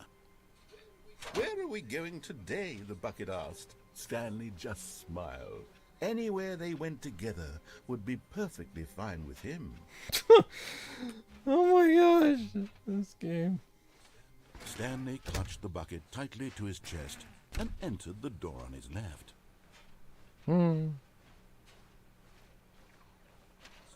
Still no one was here. Stanley needed the bucket's warmth and comfort now more than ever. Perhaps his boss's office was where he'd find answers. Coming to a staircase, Stanley and the bucket walked upstairs to the boss's office.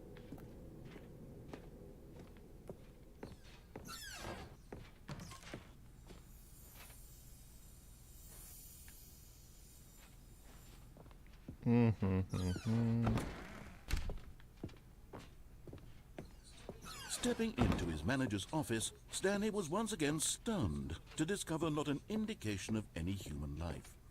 Crushed by the weight of this revelation, Stanley may have broken down into an emotional dumpster fire if not for the soothing presence of the bucket. Even now, in his darkest of hours, did the bucket's warmth and guiding light pierce the dark clouds of confusion and chaos. It would be with him always. The bucket would, and he knew it. The two of them were inseparable. At this point, Stanley was so absorbed in the tender spiritual connection he shared with the bucket that he didn't notice the keypad behind the boss's desk. Nor in his bliss of simply being near the bucket did he have any notion that the PIN number for the keypad was 2845. I can't ride the elevator.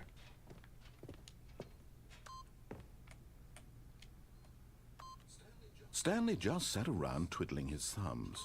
Trying to input anything on the device was useless, but Stanley guessed the correct code by sheer luck.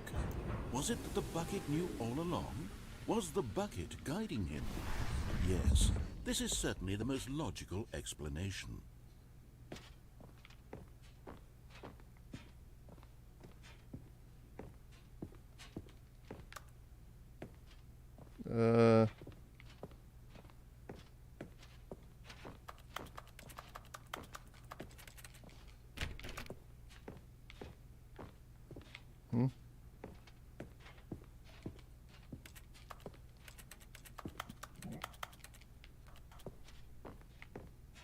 It's just me and my bucket.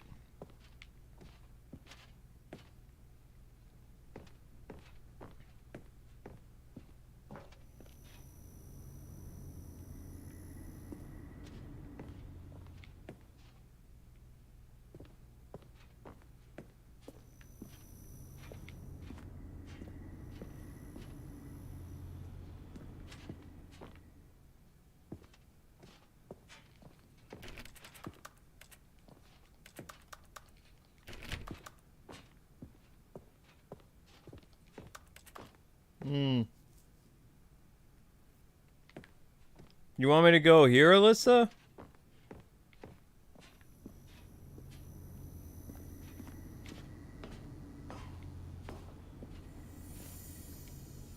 found one of them. One of the miniature Stanley figurines. Remember, no reward for collecting all of these, only the intrinsic pleasure of a job well done. You can't buy that sort of happiness, Stanley. God knows I've tried. So, I implore you to savor each and every moment you come across one of these beautiful figurines.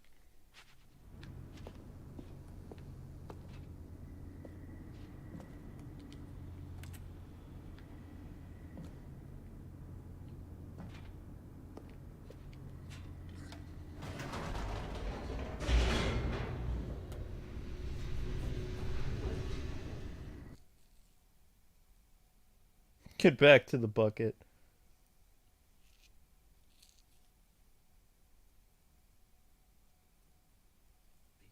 The elevator raced downward, plummeting towards an unknown fate. It would be all Stanley could do to keep himself together, if not for the bucket. Soothing him, comforting him, reassuring that in this darkest moment of uncertainty, he would be all right. The bucket is here for you, Stanley. Everything will be fine.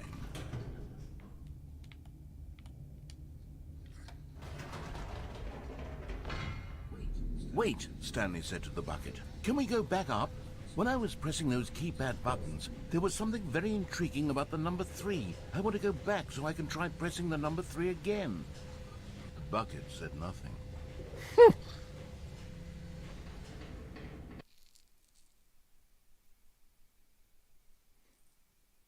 Go to the keypad and put in the number 3.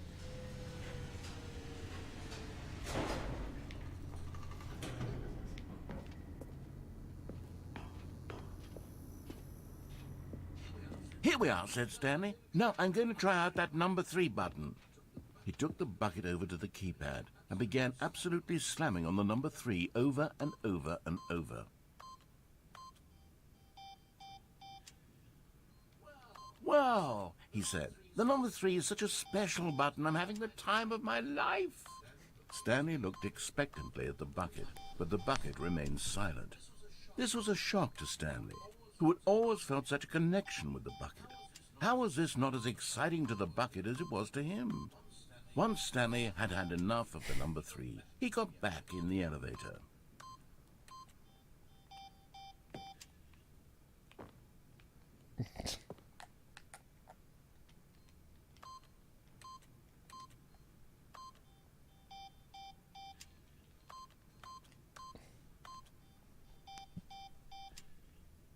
Write it up in town again. Okay.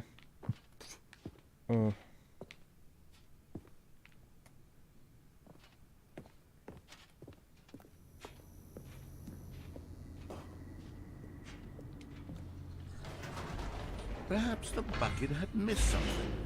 Perhaps it had not seen how much joy Stanley got from slamming the number 3 repeatedly.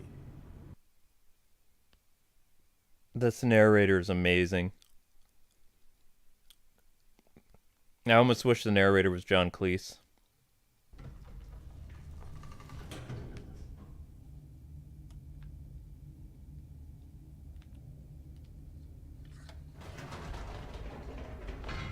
No, said Stanley to the bucket.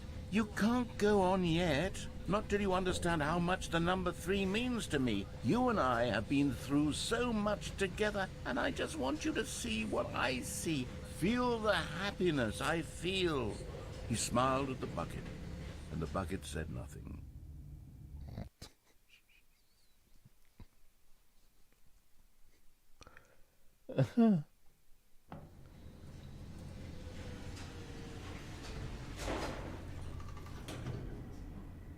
Why am I doing this? Here we go, said Stanley. This time I'll really show you. He ran to the number 3 and began to wail on it like a musician on a beloved instrument, weaving a concerto of truth and passion. He wielded the number 3 like a fine artist would wield a paintbrush. He told stories through the number 3, stories of his dreams and hopes and fears. And the whole time, he looked to his bucket for a reaction of some kind. Anything to let him know that the bucket appreciated what he was doing. The bucket conveyed absolutely nothing at all. only silence. Crushed by a wave of dejection, Stanley returned to the elevator. What in the world?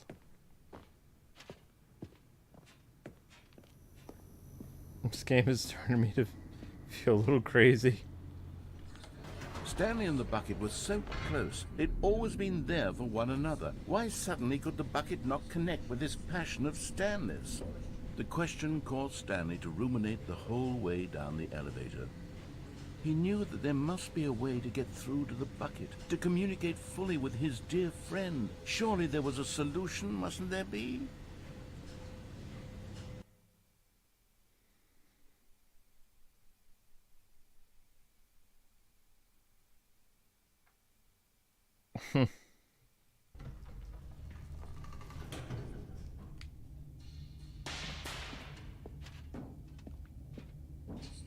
Stanley and the bucket walked straight ahead through the large door that read, Mind Control Facility.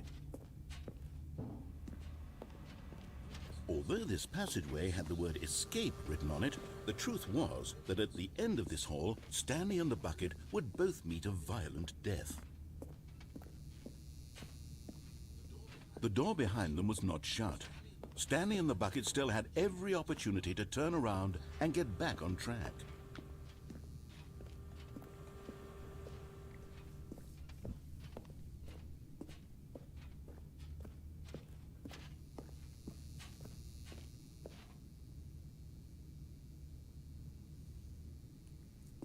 You want the escape ending?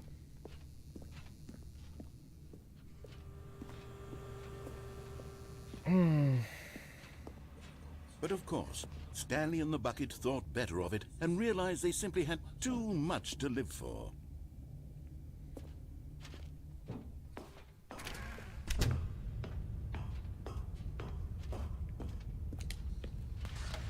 The lights rose on an enormous room packed with television screens.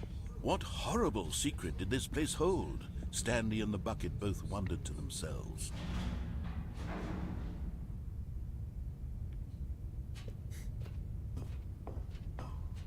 Dun, dun, dun. The monitors jumped to life, and Stanley nearly dropped the bucket in shock. Everyone in the office was being videotaped, monitored like guinea pigs. The bucket had never seen anything like this, and it very nearly burst into tears as Stanley cradled it gently, reassuring it that everything would be fine.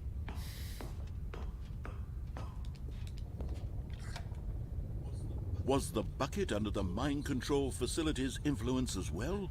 Had the bucket been told to do things it didn't wish to do?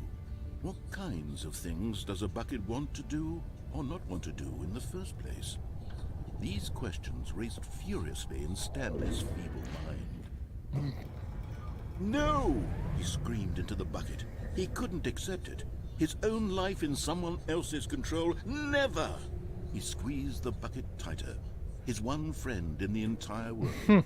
At this point, he could trust no one except for the bucket.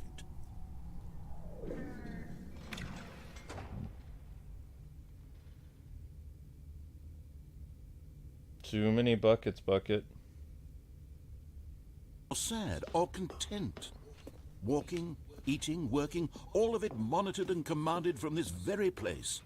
And as the cold reality of his past began to sink in, Stanley decided that this machinery would never again exert its terrible power over another human life.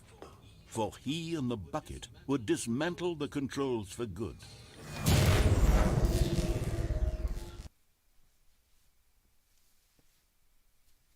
We turned it off. Stanley and the bucket waited in blackness. Was it over? Yes, they had done it. Stanley and the bucket had defeated their greatest and darkest enemy, freed themselves from the tyrannical grip of the evil mind control machine. Freedom was now mere moments away. Excitedly, the two of them began to discuss the kind of life they wanted to live once they stepped through this massive door. The bucket wanted to learn to roller skate. Stanley wanted to sneeze in every country on Earth. Both of them wanted to begin watching a movie, any movie, but then stop it halfway through and begin watching it in reverse from the end. True, it was a simple life they envisioned, but it was one they'd lived together, with one another to lean on, to trust, to support, and... What? Wait. What was happening? Why had the door stopped? Was Stanley and the bucket not about to be freed? An unbearable silence filled the room, lingering in uncertainty, until finally the truth hit Stanley square in the face. This building did not want the bucket to leave. Even the facility itself recognized the incredible calming presence of the bucket, needed the soothing warmth of the bucket, would go to any lengths not to part with the bucket. No. Stanley can't leave this place. Not while he has such a precious bucket in his arms. Not while this building has anything to say about it. Stanley realized he would never again leave this very room. But at least he has the bucket. To be trapped eternally in darkness isn't really so bad, Stanley thought to himself. As long as I have my bucket with me, right? I'll be okay, won't I? Stanley gulped. Very soon now, he was about to find out. What in the world?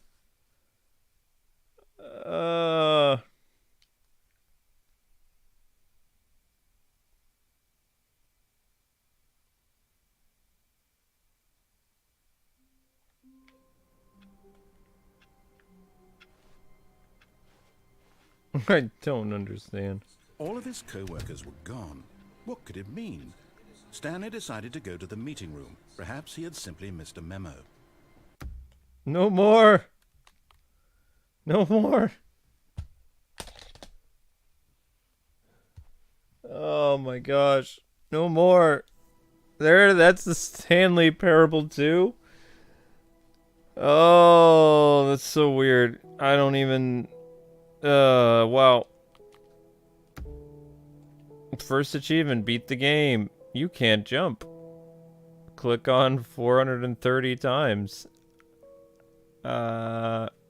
Speed run. There's an achievement for clicking on 430 times. Speed run. Settings, what? Super go outside, what? Quit the game and then start again. Ow.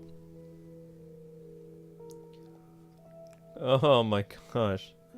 Test achievement. Replace this. Okay. Alright, so anyway, people, that's it. That's all. Thank you so much for watching. I hope you guys enjoyed the Stanley Parable, brought to you by Ultimate VIP channel member Elisa. We had a lot of fun. We hope you guys did too. This game was really weird. It's almost unending. I think it is unending. Yeah, I'm good. I'm a little weirded out, but I'm okay.